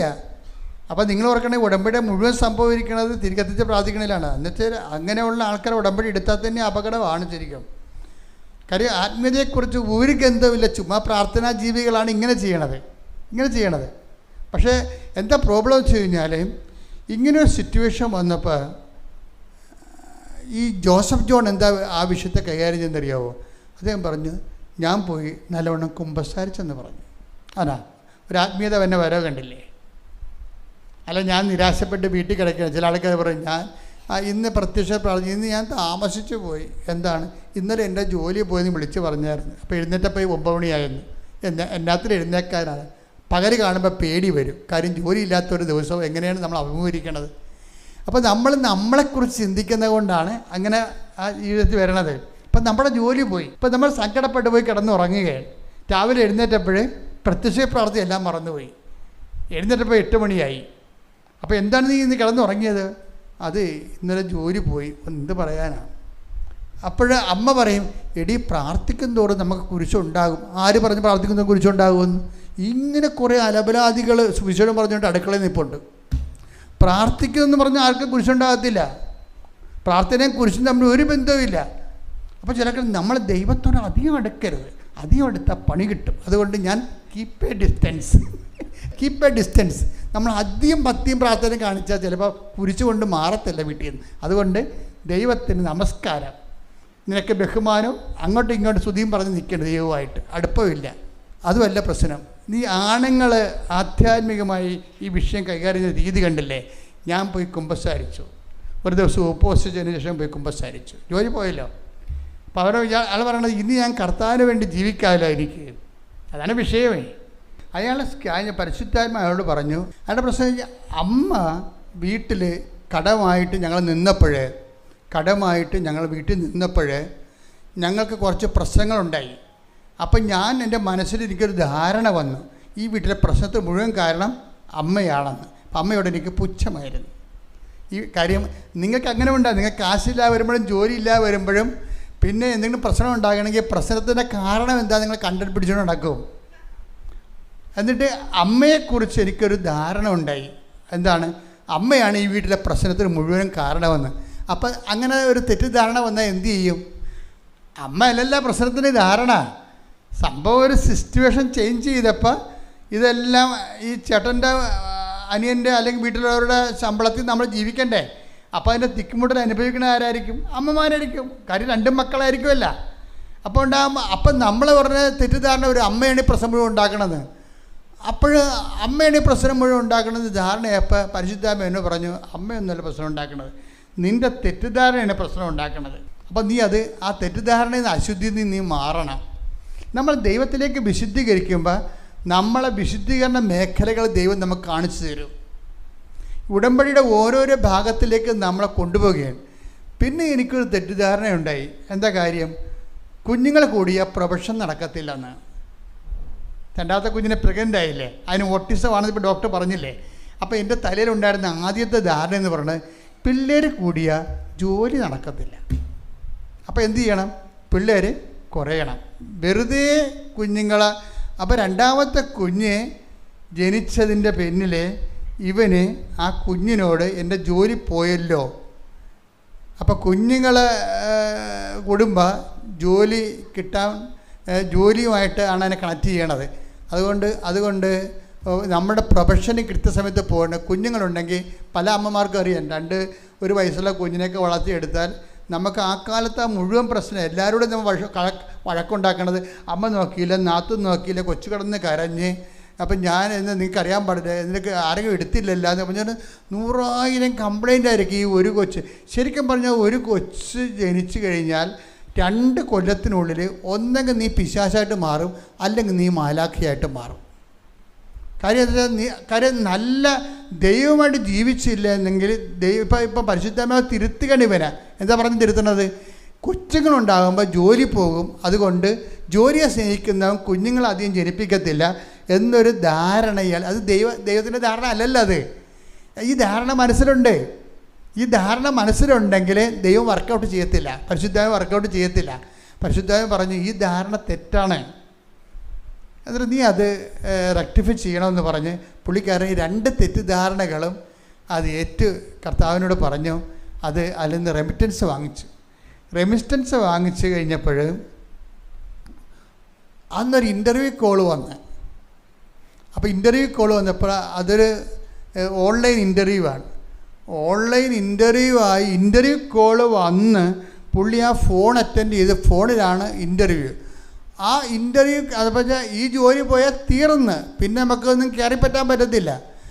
അപ്പോഴുണ്ട് നരകം പിടിക്കാൻ ആ മൂത്ത കൊച്ച് അവിടെ കിടന്ന് ഉറങ്ങിയിരുന്നു, അത് എന്നിട്ട് നിലവിളിക്കാൻ തുടങ്ങിയാണ്. അപ്പോൾ എനിക്കാണെങ്കിൽ ദേഷ്യം. കാര്യം ഈ പ്രൊഫഷൻ കുട്ടികളാണല്ലോ ഈ പ്രൊഫഷൻ നശിപ്പിക്കണമെന്ന് വിചാരിച്ചുകൊണ്ട്. പക്ഷേ എന്നാലും ഞാനത് പറഞ്ഞ കേസല്ലേ. അപ്പം ഞാൻ ഇനി ആ ധാരണ വെച്ചുകൊണ്ടിരിക്കുന്നത് ശരിയല്ലല്ലോ. ഇൻ്റർവ്യൂ ആ കുഞ്ഞ് വൈഫ് കൂടെ ഇല്ല. അപ്പോൾ അതുകൊണ്ട് തൊട്ടിൽ കിടന്ന് ആ മൂത്ത കുഞ്ഞിനെ ഞാൻ എടുത്ത് നെഞ്ചത്ത് വെച്ച്, ഒരു കൈ കൊണ്ട് നെഞ്ചത്ത് വെച്ച്. ആ കൊച്ചിരുന്നെൻ്റെ മുമ്പിൽ ഇരുന്നെൻ്റെ കരകയാണ്. ഞാൻ എന്നിട്ട് ഫോണിൽ ഇൻ്റർവ്യൂ അറ്റൻഡ് ചെയ്തെന്ന്. അപ്പോഴേ ഞാൻ വിചാരിച്ചു കൊച്ചുകാരനെ എൻ്റെ ജോലി പോയെന്ന്. കാര്യം അവർ കേൾക്കണത് ഉത്തരവല്ല കേൾക്കണത്, കൊച്ചിൻ്റെ കരച്ചിലാണ് കമ്പനിക്കാർ കേൾക്കണത്. ഇവരെന്താണ് ഇവരെന്താണ് വീട്ടിൽ കുഷ്മാണ്ഡമാണെന്ന് അവർ ചിന്തിക്കും. ഇവനൊക്കെ ജോലിക്ക് വെച്ച് കഴിഞ്ഞാൽ പിന്നെ ഇവൻ വീട്ടും കൊച്ചുമായിട്ട് നടക്കേ ഉള്ളെന്ന് വിചാരിക്കും. കോർപ്പറേറ്റുകൾ ഇങ്ങനെയുള്ള ജോലിക്കാരൊന്നും എടുക്കത്തില്ല, അതാണ് വിഷയം. അപ്പോൾ അതുകൊണ്ട് ഈ ജോലി പോയെന്ന് വിചാരിക്കും. അപ്പോൾ ഇൻ്റർവ്യൂ കഴിഞ്ഞ് കഴിഞ്ഞപ്പോൾ രാത്രി ഇവൻ സെലക്റ്റായി. അപ്പോൾ പുള്ളിക്കാരന് സങ്കടം വന്ന്, എന്താ കാര്യം, കൊച്ച് ആണല്ല ജോലി കളയണമെന്നാണ് ഞാൻ ചിന്തിച്ചത്. പക്ഷേ എന്താണ് ഉടമ്പടിയിൽ എന്താണ്, not by merit but by grace. അത് പുള്ളി പറയുന്നുണ്ട്, അത് കറക്റ്റായിട്ട്. അതാണ് ഈ എഡ്യൂക്കേറ്റഡ് ആയിട്ടുള്ള ആൾക്കാർ, ഉടമ്പടി വളരെ നിശ്ചിതമായിട്ട് ജീവിക്കുന്നവർ, ഉടമ്പടിയെ ഹരിച്ചും കുണിച്ചുമാണ് ജീവിതത്തിൻ്റെ അതിനകത്ത് നീക്കണം. അവർ പറയുന്നത് എന്താണ്, എൻ്റെ കയ്യിൽ നിന്ന് വന്ന മിസ്റ്റേക്കാണ്. കാര്യം എന്താ, കുഞ്ഞ് കരഞ്ഞു, അപ്പനെന്ന രീതിയിൽ ഞാൻ എടുത്ത് തോളത്തിട്ട് ഇൻ്റർവ്യൂവിൻ്റെ സമയത്ത് നിലവിളിച്ചു. പക്ഷേ കുഞ്ഞ് ഉറങ്ങിപ്പോയി. പക്ഷേ അമ്മ അതൊരു ഡീമെറിറ്റായിട്ട് കമ്പനിക്ക് തോന്നിച്ചില്ല. എൻ്റെ ജോലി ആ ഒരു ഡീമെറിറ്റ് ഉള്ളപ്പോൾ തന്നെ not by merit but by ഗ്രേസിൽ, കർത്താവിൻ്റെ കൃപയിൽ ആ ജോലി എനിക്ക് തന്നു. എൻ്റെ ദൈവപദം എന്താ പ്രശ്നം വെച്ച് കഴിഞ്ഞാൽ, നമ്മൾ ഈ വിഷയത്തിൽ എന്ത് വിഷയം ഉണ്ടെങ്കിലും നിങ്ങളെ ഈ വസ്തുക്കളെയോ വ്യക്തികളെയോ കോൺസെൻട്രേറ്റ് ചെയ്തുകൊണ്ട് നിങ്ങൾ ലൈഫിനെ റീമോൾഡ് ചെയ്യരുത്. മറിച്ച് എല്ലായിടത്തും നിന്നെ സ്നേഹിക്കുന്ന, നിന്നെ ബഹുമാന്യനാക്കുന്ന, നിന്നെ പ്രിയങ്കരിയാക്കുന്ന ദൈവത്തിനെയാണ് ഇതിൻ്റെ അകത്ത് ഒന്നാം സ്ഥാനം കൊടുത്ത് വേണം നമ്മൾ ഈ വിഷയം ചെയ്യാൻ. നിങ്ങൾക്ക് ഈ സാക്ഷ്യത്തിൻ്റെ വേറൊരു രസമുണ്ടായത്. ഈ സാക്ഷ്യത്തിൽ വേറെ ഒരു സംഭവം ഉള്ളതെന്ന് വെച്ച് കഴിഞ്ഞാൽ, അത് ജോൺസൺ ജോസഫ്, അതായത് ഇയാൾ ഒരു ദിവസം കംപ്ലീറ്റ് ചാലഞ്ച് ഉണ്ടായി. ഡൽഹിയിൽ തണുപ്പ് കൂടി. ഇപ്പോൾ ചില സമയത്ത് 6 വരെ വരും. രാജസ്ഥാൻ മരുഭൂമിയിലൊക്കെ 1 വരും. നമുക്കിവിടെ 55 സെൻറ്റിഗ്രേഡ് എന്നൊക്കെ പറയുമ്പോൾ അത് തണുത്ത് 6 വരും. അപ്പോൾ ഇങ്ങനെ കുറേ പ്രായമുള്ള ആൾക്കാർ ചിലപ്പോൾ മരിച്ചു പോകും. ചിലപ്പോൾ അതിനുള്ള ചൂടൊക്കെ കിട്ടാൻ സാധ്യതയുള്ള വീട്ടിലുള്ളവർ അവർ വീട്ടിൽ നിന്ന് ഇറങ്ങത്തില്ല. അപ്പോൾ അങ്ങനെ പാവപ്പെട്ടവർക്ക് കംപ്ലീറ്റ് ചലഞ്ച് വന്ന് ഏതോ ഒരു സംഘടന പാവപ്പെട്ടവർക്ക് കമ്പിളി മേടിച്ച് കൊടുക്കാൻ വേണ്ടി ഒരു അനൗൺസ്മെൻറ്റ് വന്നു. അപ്പോൾ അവർ ഈ ചിലർ കമ്പിളി കൊടുത്താൽ ചിലപ്പോൾ ഈ പ്രായമുള്ള ആൾക്കാർ ഈ നല്ല തണുപ്പ് വരുമ്പോൾ ഒരു കമ്പിളി ഇല്ലാത്തവരുണ്ട്. ആ കമ്പിളി കിട്ടിക്കഴിഞ്ഞാൽ അവർക്ക് ഭക്ഷണം കിട്ടുന്നതിനേക്കാൾ നന്നായിട്ട് അവർ സർവൈവ് ചെയ്യും. അപ്പോൾ ഈ ജോസഫ് ജോൺ ആ വഴിക്ക് പോകുമ്പോഴാണ് കമ്പിളി ചാലഞ്ച് കേൾക്കണത്. ഉടനെ അയാളും കുറേ കമ്പിളി വാങ്ങിച്ചു കൊടുത്ത് പൈസയ്ക്ക്. അന്ന് രാത്രി ഒരു സ്വപ്നം കണ്ട്, എന്താണ്, കുറേ പൊക്കമുള്ളൊരു ബിൽഡിങ്, അതിൽ ഈ മനുഷ്യൻ എക്സലേറ്ററെ കൂടി കടന്നു പോകുന്നു. എക്സലേറ്റർ എന്ന് പറഞ്ഞാൽ ലിഫ്റ്റിൽ കൂടി കയറി അതിൻ്റെ പല നിലകളിലേക്ക് പോകുന്നു. അതൊരു സ്വപ്നമാണ്. പക്ഷേ പിറ്റേ ദിവസമാണ് കമ്പനിയുമായിട്ട് ഇൻ്റർവ്യൂ ഉണ്ടായിട്ട് ആ ഇൻ്റർവ്യൂവിന് ഇവനെ സെലക്ട് ചെയ്തിട്ട് ഇവൻ ചെല്ലുമ്പോൾ ഇവൻ സ്വപ്നത്തിൽ കണ്ട കമ്പനിയും അതിൻ്റെ ലിഫ്റ്റുമാണ് ഇവന് ജോലി കിട്ടിയിരിക്കണത്. ഉടമ്പടി വളരെ മഹാസംഭവമാണ്. പക്ഷേ എന്താ പ്രശ്നം വെച്ച് കഴിഞ്ഞാൽ, ഇതുപോലെ ഇതിനകത്ത് വൃത്തിമെനയുമായിട്ട് ഇൻവെസ്റ്റ് ചെയ്യാനുള്ളവരുണ്ടാകണം. അതായത് കർത്താവിൻ്റെ ഇപ്പം എന്താ, ഒരു കമ്പിളി ചാലഞ്ച് വന്നപ്പോൾ അവിടെ ഇനി നിനക്കൊക്കെ വേണ്ട, ഞാൻ നാട്ടുകാരനല്ല എന്ന് പറഞ്ഞ് അവിടുന്ന് പോരാ. ഞാൻ കുറേ വേറെ ജോലി ചെയ്യുന്നുണ്ട്, എനിക്കിവിടെ ഇതിൻ്റെ കാര്യമില്ല എന്നറിയാം. പക്ഷേ അവിടെ ഞാൻ പറഞ്ഞതുപോലെ ഞാൻ രോഗിയായിരുന്നു, ഞാൻ കാരാഗ്രഹവാസിയായിരുന്നു, നിങ്ങളെന്നെ സന്ദർശിച്ചു എന്ന് പറഞ്ഞതിന് തുല്യമായിട്ട് നമ്മളാ കമ്പിളി ചാലഞ്ച് പങ്കെടുത്തു കഴിഞ്ഞപ്പോൾ എന്ത് ചെയ്യും, ദൈവദൃശ്യനിൽ നമ്മൾ ബഹുമാന്യനായി, നമ്മൾ പ്രിയങ്കരനായി. അതാണ് വിഷയം. അങ്ങനെ വന്നു കഴിഞ്ഞാൽ ദൈവത്തിന്, എൻ്റെ മക്കളെ ഉടമ്പടി എന്തിനെടുത്തെന്ന് ചോദിച്ചാൽ ഒറ്റ ഉത്തരമേ പാടുള്ളൂ. എന്തിനാണ്? ദൈവദൃശ്യനിധിയിൽ ബഹുമാന്യനാകാൻ, ബഹുമാന്യതയാകാൻ, പിന്നെ പ്രിയങ്കരനാകാൻ. അതിനെന്നാ ചെയ്യേണ്ടത്? കർത്താവിൻ്റെ വചനങ്ങളെ നമ്മൾ മാനിക്കണം. കർത്താവിൻ്റെ വചനങ്ങളെ നമ്മൾ മാനിക്കുമ്പോൾ ദൈവദൃശ്യനിൽ നമ്മൾ മാനിക്കപ്പെടും. Take the word of God. ശ്രുതികട്ടെ ഹല്ലേലൂയ. ഒരു ഗാനം ആലപിക്കാം. യേശുവേ നന്ദി, ഹല്ലേലൂയ ഹല്ലേലൂയ ഹല്ലേലൂയ ഹല്ലേലൂയ ഹല്ലേലൂയ. യേശുവേ നന്ദി, ഹല്ലേലൂയ ഹല്ലേലൂയ ഹല്ലേലൂയ ഹല്ലേലൂയ ഹല്ലേലൂയ ഹല്ലേലൂയ ഹല്ലേലൂയ.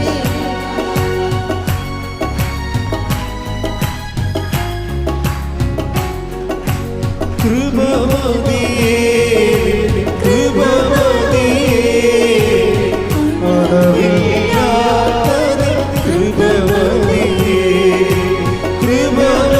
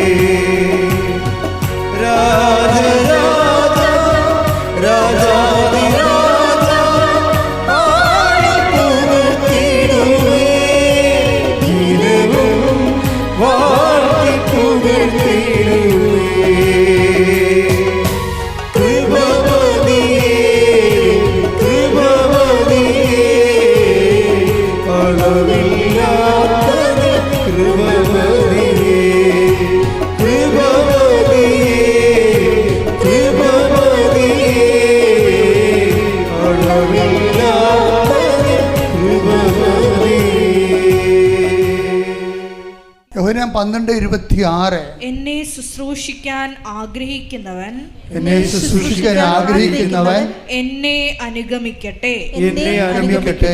അപ്പോൾ ഞാൻ ആയിരിക്കുന്നിടത്ത് എന്റെ ശുശ്രൂഷകനും ആയിരിക്കും. എന്നെ ശുശ്രൂഷിക്കുന്നവനെ പിതാവ് ബഹുമാനിക്കും. ഹല്ലേലൂയ ഹല്ലേലൂയ ഹല്ലേലൂയ. ഹല്ലേലൂയ ഹല്ലേലൂയ ഹല്ലേലൂയ. ആരാധന ആരാധന യേശുവേ ആരാധന ആരാധന ആരാധന യേശുവേ ആരാധന. ഹല്ലേലൂയ ഹല്ലേലൂയ ഹല്ലേലൂയ. പരിശുദ്ധ പരമ ദിവ്യകാരുണ്യത്തിന് നേരവും ആരാധനയും സ്തുതിയും പുകഴ്ചയും ഉണ്ടായിരിക്കട്ടെ. എൻ്റെ പ്രിയ, ഈ വചന ശുശ്രൂഷ എന്ന് പറയണത് എപ്പോഴും വചനം ഇങ്ങനെ അടച്ച ഒരു ചെപ്പ് പോലെയാണ്, സീൽഡാണ്. ഈ സീൽഡ് എന്ന് പറയുമ്പോൾ ഈ സീൽഡ് ഓപ്പൺ ചെയ്യണം. വചനപ്രഘോഷത്തിൽ സംഭവിക്കുന്നത് സീല് ആ വെളിപാടിൻ്റെ പുസ്തകത്തിൽ ശരിക്കും പറയുന്നുണ്ട് മുദ്ര പൊട്ടിക്കുമെന്ന്. മുദ്ര പൊട്ടിക്കണമെന്ന് വെച്ച് കഴിഞ്ഞാൽ ആ വചനം കൊണ്ട് ദൈവം ഉദ്ദേശിക്കുന്നത് എന്താണെന്ന് നമ്മൾക്ക് പരിശുദ്ധാത്മാവ് വ്യാഖ്യാനിച്ച് തരും. ഇപ്പം നിങ്ങൾക്ക് എന്താ കിട്ടിയത്? ഇപ്പം ഐസയ 43:4 നീ എനിക്ക് ബഹുമാന്യതിനും പ്രിയങ്കരനും പ്രിയപ്പെട്ടവനുമാണ്. അപ്പോൾ നീ എനിക്ക് ബഹുമാന്യനാകണത് എങ്ങനെയാണെന്നാണ് ഇപ്പോഴും യോഹന്നാൻ പറയണത്. എങ്ങനെയാണ്? എന്നെ ശുശ്രൂഷിക്കുന്നവനെ പിതാവ് ബഹുമാനിക്കും. അപ്പം ശുശ്രൂഷയോടെയാണ് ഈ ബഹുമാനം കിട്ടുകയാണ്, അല്ലാതെ തച്ചനിരുന്ന് പ്രാർത്ഥിക്കുന്നതിലൂടെ അല്ല. എപ്പോഴും നമ്മൾ ശ്രദ്ധിക്കണം. നമ്മുടെ തലമുറകൾക്ക് നഷ്ടപ്പെട്ടതെന്ന് വെച്ച് കഴിഞ്ഞാൽ അവർ ഒരു ദൈവത്തിന് വേണ്ടി ഒരു ജോലിയും ചെയ്യത്തില്ല.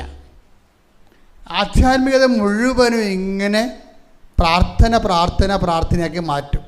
എന്നിട്ട് പിശാചിനെ പോലെ ജീവിക്കുകയും ചെയ്യും. ഇവിടെയാണ് സംഭവിച്ചത്. ഇപ്പം ഇവിടെ ഇപ്പോൾ പറഞ്ഞിരിക്കുന്നത് എന്താ? ദൈവരഹസ്യങ്ങൾ എന്താണ്? ഈശോ ഒരു വാക്ക് പറയുവേ, എന്നെ സ്നേഹിക്കുന്ന ഈ പിതാവ് ബഹുമാനിക്കും. അതുപോലെ തന്നെ ഈശ്വര വാക്ക് പറയും, എന്നെ സ്നേഹിക്കുന്നവനെ ഞാൻ എന്നെ തന്നെ വെളിപ്പെടുത്തും. അപ്പം ദൈവികമായ വെളിപാടുകൾ നടക്കുന്നതും പരിശുദ്ധാത്മ പ്രവർത്തിക്കുന്നത് എപ്പോഴും ഞാൻ പറയും, ഉടമ്പടി എടുക്കുമ്പോൾ എന്തിനാണ് നിങ്ങൾ ഉടമ്പടി എടുക്കുന്നത്? എന്തിനാണ്? ദൈവത്തെ ഉപരി സ്നേഹിക്കാൻ വേണ്ടിയാണ്. ഇപ്പം നിങ്ങളെ ചില ആൾക്കാരോട് ക്ഷമിക്കത്തില്ലേ? നമുക്ക് ഈ ജന്മത്ത് ക്ഷമിക്കാൻ പറ്റാത്ത ആൾക്കാരുണ്ട്. ഈ ജന്മത്ത് അവർ നമ്മളോട് ചെയ്തിരിക്കണ അത്തരം പരിപാടിയാണ് ചെയ്തിരിക്കണത് ഈ ജന്മത്ത്. അതുകൊണ്ട് തന്നെ നമുക്ക് തോന്നുന്നു നമ്മൾ അവരോട് ഇടപെടാതിരിക്കുന്നത് തന്നെ ഒരു പുണ്യമാണ്, നമ്മൾ ചെയ്യണ നീതിയാണ്. പക്ഷേ സുവിശേഷം പറയും നീ ചെയ്യണ നീതി അല്ല. എന്താ കാര്യം? നിന്നോട് പറഞ്ഞിരിക്കുന്നത് ശത്രുക്കളെ സ്നേഹിക്കാനാണ് പറയണത്. അതായത് ഒരു കപട സദാചാരമോ കപട ആധ്യാത്മികതയോ ക്രിസ്ത്യാനിറ്റി വിലപ്പോകത്തില്ല.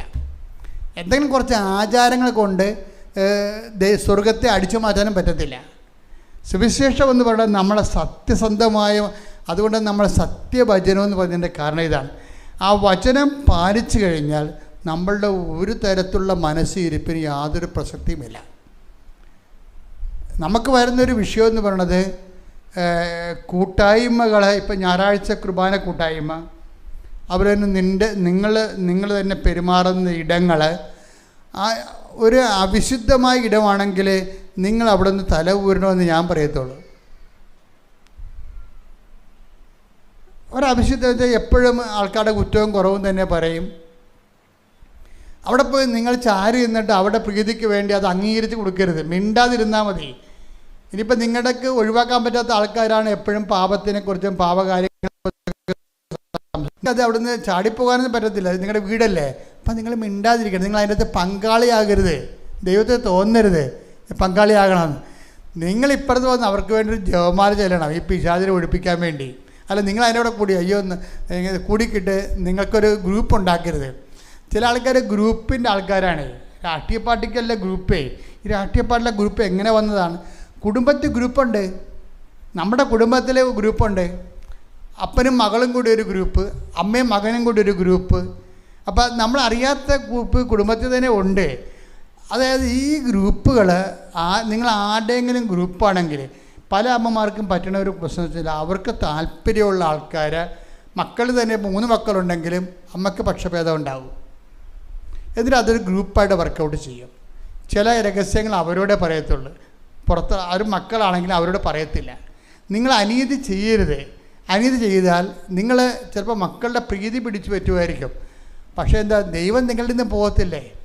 ദൈവത്തിൻ്റെ മുമ്പ് നിങ്ങളെ പ്രിയങ്കരാകത്തില്ലല്ലോ, ദൈവത്തിൻ്റെ മുമ്പ് നിങ്ങൾ ബഹുമാനരാകത്തില്ലല്ലോ. പഴയ തലമുറയുടെ അമ്മച്ചിമാർക്ക് ഇത് കലാപരിപാടിയായിരുന്നു. പക്ഷേ അവർക്ക് ഒഴിവ് കഴിവുണ്ട്. കാര്യം എന്താ കാര്യം? അവർക്ക് ദൈവത്തിൻ്റെ വചനം അറിയത്തില്ല. അവർക്ക് കർത്താവിനന്മാരൊക്കെ കൊന്തയും അറിയത്തുള്ളൂ. അതാണ് ദൈവ വചനം പറഞ്ഞിരിക്കുന്നത്. പക്ഷേ നമ്മൾക്ക് എന്തറിയാം? നമുക്ക് വചനം അറിയാം. പുതിയ തലമുറയ്ക്ക് വചനം അറിയാം. വചനം എന്തിനാണ് അറിയണത്? വചനം വായിക്കാനല്ല, വചനം അനുസരിച്ച് ജീവിക്കാൻ വേണ്ടിയാണ്. വചനം അനുസരിച്ച്. അപ്പോൾ വചനം കേൾക്കുമ്പോൾ ചിലർക്കൊക്കെ ഭയങ്കര കൊതിയായിരിക്കും. എന്താ കാര്യം? വചനം കേട്ടാൽ നമുക്ക് ദൈവത്തിൻ്റെ കൂടെ എങ്ങനെ പെരുമാറാമെന്നറിയാൻ പറ്റും. ദൈവത്തിൻ്റെ അടുത്ത് എങ്ങനെ പെരുമാറാൻ അറിയാൻ പറ്റും. അപ്പോൾ നിങ്ങൾ ഓരോ ദിവസവും നിങ്ങളിവിടെ അയോഗ്യത കൂടിയാണ് വന്ന് ഇതുപോലെയുള്ള ഗ്രൂപ്പും മക്കളുടെ ഗ്രൂപ്പും അപ്പൻ്റെ ഗ്രൂപ്പും ഫൈറ്റ് ഗ്രൂപ്പുകളൊക്കെ ജീവിക്കുന്ന സമയത്താണ് നിങ്ങളിവിടെ ഒന്ന് ഉടമ്പടി എടുത്തതെന്ന് വിചാരിച്ചോ. അപ്പം നിങ്ങൾ അയോഗ്യതയോടെയാണ് ഉടമ്പടി എടുത്തിരിക്കുന്നത്. അപ്പം നിങ്ങൾ എന്താ ചെയ്യേണ്ടത്? നിങ്ങൾ ഈ ഉടമ്പടി ധ്യാനത്തിൻ്റെ വിശുദ്ധീകരണത്തിലൂടെ നിങ്ങളെ പതുക്കെ ഉടമ്പടി ചെയ്യാനുള്ള, ഉടമ്പടി പുതുക്കണ മുമ്പ് തന്നെ ഉടമ്പടി ചെയ്യാനുള്ള യോഗ്യത നേടിയെടുക്കണം.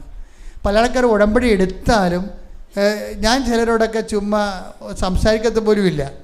ചുമ്മാ ഇടിച്ചു തല്ലി അവരുടെ വീട്ടിൽ പ്രശ്നമാണെന്നും പറഞ്ഞ് എന്നെ കാണാൻ വന്നിരിക്കുകയാണ്. വയസ്സ് 65 ഉണ്ട് അല്ലെങ്കിൽ 55 ഉണ്ടെന്ന് പറഞ്ഞാൽ സാധനം കാണുമ്പോൾ അറിയാൻ പറ്റും ഇത് ഉടമ്പടിയിൽ ദൈവം ഇതിൻ്റെ ഉടമ്പടി അംഗീകരിച്ചിട്ടില്ല. നിങ്ങൾ കൃത്യം ഉടമ്പടി അനുസരിച്ച് അതിനോട് സത്യസന്ധത പുലർത്താൻ നോക്കണം. സത്യസന്ധത പുലർത്തിയിട്ട് ദൈവത്തോടുള്ള ആത്മബന്ധവും ദൈവത്തോടുള്ള സ്നേഹവും ഓരോ ദിവസവും സ്നേഹത്തുള്ള വളർച്ചയും ഓരോ ദിവസവും ദൈവത്തിൻ്റെ വചനം കേട്ടിട്ട് തിന്മയെ വെറുത്തുപേക്ഷിച്ചിട്ട് വിശുദ്ധി പാലിച്ചുകൊണ്ട് ദൈവത്തിന് മുമ്പിൽ ഒരു കോമ്പറ്റൻ്റ് പാർട്ട്ണറായിട്ട്, അതായത് യോഗ്യമായിട്ടുള്ള പങ്കാളിയായിട്ട് മാറുന്ന ഒരു വിഷയത്തിലേക്ക് നിങ്ങൾ പോവുകയാണെങ്കിൽ നിങ്ങളുടെ നിയോഗങ്ങളൊന്നും ഒരു പ്രശ്നവുമല്ല. അതൊക്കെ സെക്കൻഡുകൾക്കുള്ളിൽ ദൈവം ചെയ്തു തരും. സെക്കൻഡുകൾക്കുള്ളിൽ. അത് നിങ്ങളുടെ മെറിറ്റിലല്ല വർക്ക് ചെയ്യണത്, ചില മെറിറ്റിലല്ല വർക്ക് ചെയ്യണത്. അപ്പം നിങ്ങൾ ഉടമ്പടി എടുക്കുമ്പോൾ അയ്യോ ചില പറയത്തില്ലേ, ആ കുടുംബ പ്രാർത്ഥനയ്ക്ക് പോലും ചില പിശാചുക്കളെ വിളിച്ചാൽ വരത്തില്ല. ഇതുകൂടി പഠിക്കട്ടെ എന്ന് പറഞ്ഞ് അവിടെ ഇരിക്കും. കാര്യം അത് നിങ്ങൾക്ക് കൃത്യമായിട്ടുള്ള ദൈവബോധമില്ലാത്തതുകൊണ്ട് അങ്ങനെ സംഭവിക്കണം. കാര്യം വെച്ചാൽ നീ ഇത് പഠിച്ചാലും ചില സമയത്ത് ആശുപത്രി പഠിക്കണ ചിലപ്പോൾ പരീക്ഷയ്ക്ക് വരണമെന്നില്ല. പക്ഷെ നീ ദൈവത്തിലാണ് ആശ്രയിക്കണമെങ്കിൽ അതിൻ്റെ അർത്ഥം എന്താ? എളിമ വേണം. കാര്യം എന്താ? കർത്താവേ, എൻ്റെ കഴിവല്ല നിൻ്റെ കൃപ. എനിക്ക് ഇത്രയും പഠിക്കാൻ പറ്റത്തുള്ളൂ, ഞാൻ ഉറക്കം നിന്നും കഷ്ടപ്പെട്ടും പഠിക്കേണ്ടേ. നിങ്ങൾക്കറിയാമല്ലോ, ദൈവത്തിൻ്റെ കൂടെ ജീവിക്കണമെന്ന് പറയണതുണ്ടല്ലോ, എന്തോ ഒരു സൗഭാഗ്യമാണെന്നറിയാമോ? അതായത് എനിക്ക് നിങ്ങളോട് ദേഷ്യം വരാൻ കാര്യം എന്ന് വെച്ച് കഴിഞ്ഞാൽ, ചിലരോടെങ്കിലും ദേഷ്യം വരാൻ കാര്യം എന്ന് വെച്ച് കഴിഞ്ഞാൽ, നമുക്ക് ഉടമ്പടിയിലൂടെ ലഭിച്ചിരിക്കുന്നത് ഒരു പുതിയ കാല സൗഭാഗ്യമാണ്. അതായത് ഒരു ദൈവത്തെ അന്വേഷിക്കുന്നവർക്കും ദൈവത്തിൻ്റെ കൂടെ ജീവിക്കണമെന്ന് ആഗ്രഹിക്കുന്നവർക്കും ഇത് ഉടമ്പടിയൊക്കെ വലിയൊരു കാര്യമില്ല ശരിക്കും. അങ്ങനെ ഉടമ്പടി പ്രകാരം നമ്മൾ ഇപ്പോൾ വേറെ ഒരു സാക്ഷ്യം ഈ ദിവസങ്ങളുണ്ടായി. ആ സാക്ഷ്യം അയാൾ പറഞ്ഞിരിക്കുന്നത് ആൻ്റണി വർഗീസ് അങ്കമാലി. അപ്പോൾ ആൻ്റണി വർഗീസ് അങ്കമാലി ഇതുപോലെ ഇങ്ങനെ ജോൺസൺ ജോസഫിനെ പോലെ തന്നെ IT ഫീൽഡിലെ വർക്കാണ്. അപ്പം അയാൾ IT ഫീൽഡിൽ ഈ ആൻ്റണി വർഗീസ് വന്നു. അമ്മയാണ് ഉടമ്പടി എടുത്തിരിക്കണത്. അമ്മ ഉടമ്പടി എടുത്തു കഴിഞ്ഞപ്പോൾ അമ്മ പറഞ്ഞ്, മകനെ ഞാൻ നിൻ്റെ ജോലിയാണ് ഉടമ്പടിക്ക് വെച്ചിരിക്കണത്. അപ്പം അമ്മ വളരെ വൃത്തിയും മെനുവായിട്ട് ഉടമ്പടി ഫോളോ ചെയ്ത് പോവുകയാണ്. പക്ഷേ അവനൊരു ജോലി കിട്ടിയെങ്കിലും അത് 3 മാസം വർക്ക് ചെയ്തപ്പോൾ 90-ാം ദിവസം ഇതിൻ്റെ HR വന്ന് ചോദിച്ചു, ജോലിയൊക്കെ എങ്ങനെ ഉണ്ട്? അപ്പോൾ പറഞ്ഞു എനിക്ക് ടാസ്ക് എല്ലാം കവർ ചെയ്യാൻ പറ്റണില്ല, ടാസ്ക് എല്ലാം ഇവിടുന്ന് തരുന്ന ടാസ്ക് എല്ലാം കവർ ചെയ്യാൻ പറ്റണില്ല എന്ന് പറഞ്ഞു. അപ്പോൾ HR ചോദിച്ചു, ടാസ്ക് കവർ ചെയ്യാൻ പറ്റുന്നില്ലെങ്കിൽ ഞാനൊരു കാര്യം ചോദിക്കട്ടെ നിങ്ങളോട്, നിങ്ങൾക്ക് ഈ ജോലി കിട്ടുന്നില്ല എന്ന് വിചാരിക്കുക, അങ്ങനെയാണെങ്കിൽ പിന്നെ നിങ്ങൾ ഏത് ജോലിക്ക് പോകുമായിരുന്നു? അപ്പോൾ ഇയാൾ പറയും ഞാൻ ബാങ്കിങ്ങിന് പോകുമായിരുന്നു. എന്നാൽ പിന്നെ ഇപ്പം പോയിക്കൂടെ? ഇയാളെ ഡിസ്മിസ് ചെയ്തതാണേ, വളരെ തന്ത്രപരമായിട്ട് നയപരമായിട്ട് ഡിസ്മിസ് ചെയ്തതാണ്. ഇയാൾ പറഞ്ഞത് എന്താ, 3 മാസം അവിടെ വർക്ക് ചെയ്ത് കഴിഞ്ഞപ്പോൾ 90-ാം ദിവസം അസസ്മെൻറ്റിന് വിളിച്ചു. HR ചോദിച്ചു എങ്ങനെയൊക്കെ പോകുന്നത് വർക്കുകളൊക്കെ. അപ്പോൾ ഈ സത്യസന്ധം കൊണ്ട് ഈ മനുഷ്യൻ പറഞ്ഞ് എനിക്ക് ടാസ്കുകളെല്ലാം നല്ലവണ്ണം കവർ ചെയ്യാൻ പറ്റണില്ല. അപ്പോൾ HR വളരെ സൗഹൃദമായിട്ട് ചോദിച്ചു, ഈ ജോലി കിട്ടാതിരുന്നെങ്കിൽ വേറെ ഏത് ജോലിക്ക് പോകുമായിരുന്നു? ഞാൻ വല്ല ബാങ്കിനും പോകുമായിരുന്നു. എന്നാൽ പിന്നെ ഇപ്പം പോയിക്കൂടെ എന്ന്. അയാൾ രാജിവെക്കേണ്ടി വന്നു. അയാളെ ഡിസ്മിസ് ചെയ്താണ് കണ്ടത്, വളരെ നയപരമായി ഡിസ്മിസ് ചെയ്ത് കാണും. അപ്പോൾ ഇയാൾ പുറത്തായപ്പോഴാണ് വെളിയോ വന്നത്, നല്ലൊരു ജോലി പോയില്ല എന്ന്. അതാണ് വിഷയം. അപ്പോഴും പിന്നെ ജോലിയില്ലല്ലോ, ജോലിയില്ല അയാൾ നിൽക്കുകയാണ്. അപ്പോൾ അമ്മ പറഞ്ഞു, മോനെ ഞാനല്ലേ ഉടമ്പടി എടുത്തത്, നീ പോയി ഉടമ്പടി എടുക്കുക. അപ്പോൾ അയാൾക്ക് മനസ്സിലായി, ഇയാൾ വന്ന് ഉടമ്പടി എടുക്കാൻ വേണ്ടി ഇവിടെ വന്നു. ഉടമ്പടി എടുക്കാൻ വന്നപ്പോൾ അമ്മ പറഞ്ഞത് ശരിയാണെന്ന് മനസ്സിലാക്കാൻ വേണ്ടി ഇയാൾ ഇവിടെ വന്നപ്പോൾ കൃപാസനത്തിന് മുകളിൽ മഴവില്ല് വീശി നിൽപ്പുണ്ടായിരുന്നു. അപ്പോൾ അയാളത് കണ്ട് അപ്പോഴേക്കൊക്കെ മനസ്സിലായി, ശരിയാ അമ്മ എന്നെ ഉടമ്പടി എടുക്കാൻ ഉദ്ദേശിക്കുന്നു. പുള്ളിക്കാരൻ ഇതുപോലെ അത് ചിലരുണ്ടല്ലോ, ചിലരിങ്ങനെ ഉടമ്പടി എടുത്തു കഴിഞ്ഞാൽ ശരിക്കും പറഞ്ഞാൽ ദൈവം തോറ്റുപോകും. എന്നുവെച്ചാൽ ചിലരിങ്ങനെ ഭയങ്കര സത്യസന്ധരാകും, ഉടമ്പടിയോട് ചെയ്യണ കാര്യങ്ങൾ കൃത്യമായിട്ടും ആ ഉടമ്പടിയുടെ കാര്യങ്ങൾ മനസ്സിലാക്കിക്കൊണ്ട് ദൈവസ്നേഹത്തോട് ചെയ്യും. അങ്ങനെ ഒരു ദിവസം അമ്മയോട് ഇയാൾ പറഞ്ഞ്, അമ്മയോടല്ല പരിശുദ്ധ അമ്മയോട്, ഉടമ്പടി എടുക്കുമ്പോൾ അമ്മയുമായിട്ടൊരു ബന്ധമായല്ല, അമ്മേ ഇപ്പം 3 മാസമായിട്ട് ഞാൻ ജോലി ചെയ്യാൻ നിൽക്കുകയാണ്, അമ്മ എന്നെ ഈ ഉടമ്പടി സ്വീകരിച്ചിട്ടുണ്ടെങ്കിൽ ഇന്ന് രാത്രി എൻ്റെ വീടിൻ്റെ പ്രതിഷ്ഠയില്ലേ, പ്രതിഷ്ഠയുടെ താഴെ വന്ന് അമ്മ നിൽക്കണമെന്ന് പറഞ്ഞു. അങ്ങനെയൊക്കെ പറയണമെങ്കിൽ ആ ഒരു സത്യസന്ധത ദൈവത്തോടുണ്ടാകണം. എന്നുവെച്ചാൽ എനിക്ക് ജോലി അമ്മ തരും, അപ്പം നിങ്ങളെല്ലാം ഇനി നാളെ വീട്ടിൽ പോയിച്ചു അമ്മ വന്ന് അടുക്കള നിൽക്കണമെന്നൊക്കെ പറഞ്ഞുകൊണ്ട് ഇല്ലാത്ത ഭീഷണി ഇറക്കരുത്. ഓരോ മനുഷ്യനും ആത്മാർത്ഥത കൊണ്ട് ദൈവത്തിനോട് ജീവിക്കുന്ന ആൾക്കാർ ചെയ്യണ കാര്യങ്ങളാണ് ഈ പറയണത്. നിങ്ങൾ ആ യോഗ്യത ഉണ്ടെങ്കിൽ പറയാം, അല്ലെങ്കിൽ പിന്നെ ദൈവത്തിന് ഭീഷണിയായിട്ട് തോന്നത്തുള്ളൂ. അപ്പോൾ എൻ്റെ വിഷയം എന്ന് വെച്ച് കഴിഞ്ഞാൽ, അന്ന് രാത്രി അയാൾ പറഞ്ഞു ഞാൻ ഉറങ്ങിയിട്ടൊന്നുമില്ല. അമ്മ ഒരു വാതിൽ തുറന്ന് ഞാൻ കിടക്കുന്നതിൻ്റെ ഫ്രണ്ടിലെ ഞാൻ പറഞ്ഞ സ്ഥലത്ത് തന്നെ അമ്മ വന്ന് നിന്ന്. അപ്പം ഈ മഴവില്ല് കാണിച്ചല്ലോ. അത് ഈ ഉടമ്പടിക്ക് വരുന്നൊരു പ്രശ്നം വെച്ച് കഴിഞ്ഞാൽ, ഒരു സത്യസന്ധനെ കണ്ടാൽ ദൈവം റെസ്പോണ്ടാകും. അതാണ് വിഷയം. അപ്പം നമുക്കറിയാം, നമ്മൾ ഇതിനു വേണ്ടി ബസ് കാലെടുത്ത് വെക്കുമ്പോൾ തന്നെ ദൈവത്തിന് അറിയാം ഇത് നടക്കണ കേസാണെന്ന് പറയും. സത്യസന്ധനാണ്. അപ്പം സത്യസന്ധനാണെങ്കിൽ ദൈവത്തിന് സംസാരിക്കുന്നതിന് സ്വപ്നമോ ദർശനമോ കാണിക്കുന്നതിനോ ഒരു പഞ്ഞുമില്ല. കർത്താവ് തന്നെ പറഞ്ഞിട്ടുണ്ട്, എന്നെ സ്നേഹിക്കുന്നവനെ ഞാൻ എന്നെ തന്നെ വെളിപ്പെടുത്തും. വെളിപ്പാടെല്ലാം വരണ സ്നേഹത്തിൽ. Take the word of God. ശ്രുതിക്കട്ടെ ഹല്ലേലൂയ, ഹല്ലേലൂയ, ഹല്ലേലൂയ, ഹല്ലേലൂയ. യേശുവേ നന്ദി, ഹല്ലേലൂയ, ഹല്ലേലൂയ. യേശുവേ ആരാധന, ആരാധന, ആരാധന. യേശുവേ നന്ദി, മഹത്വം, മഹത്വം, മഹത്വം. ഹല്ലേലൂയ, ഹല്ലേലൂയ. ആരാധന, ആരാധന. യേശുവേ ആരാധന. യോഹന്നാൻ 14:21. യോഹന്നാൻ 14:21. എന്നെ സ്നേഹിക്കുന്നവനെ എന്റെ പിതാവും സ്നേഹിക്കും. ഞാനും അവനെ സ്നേഹിക്കുകയും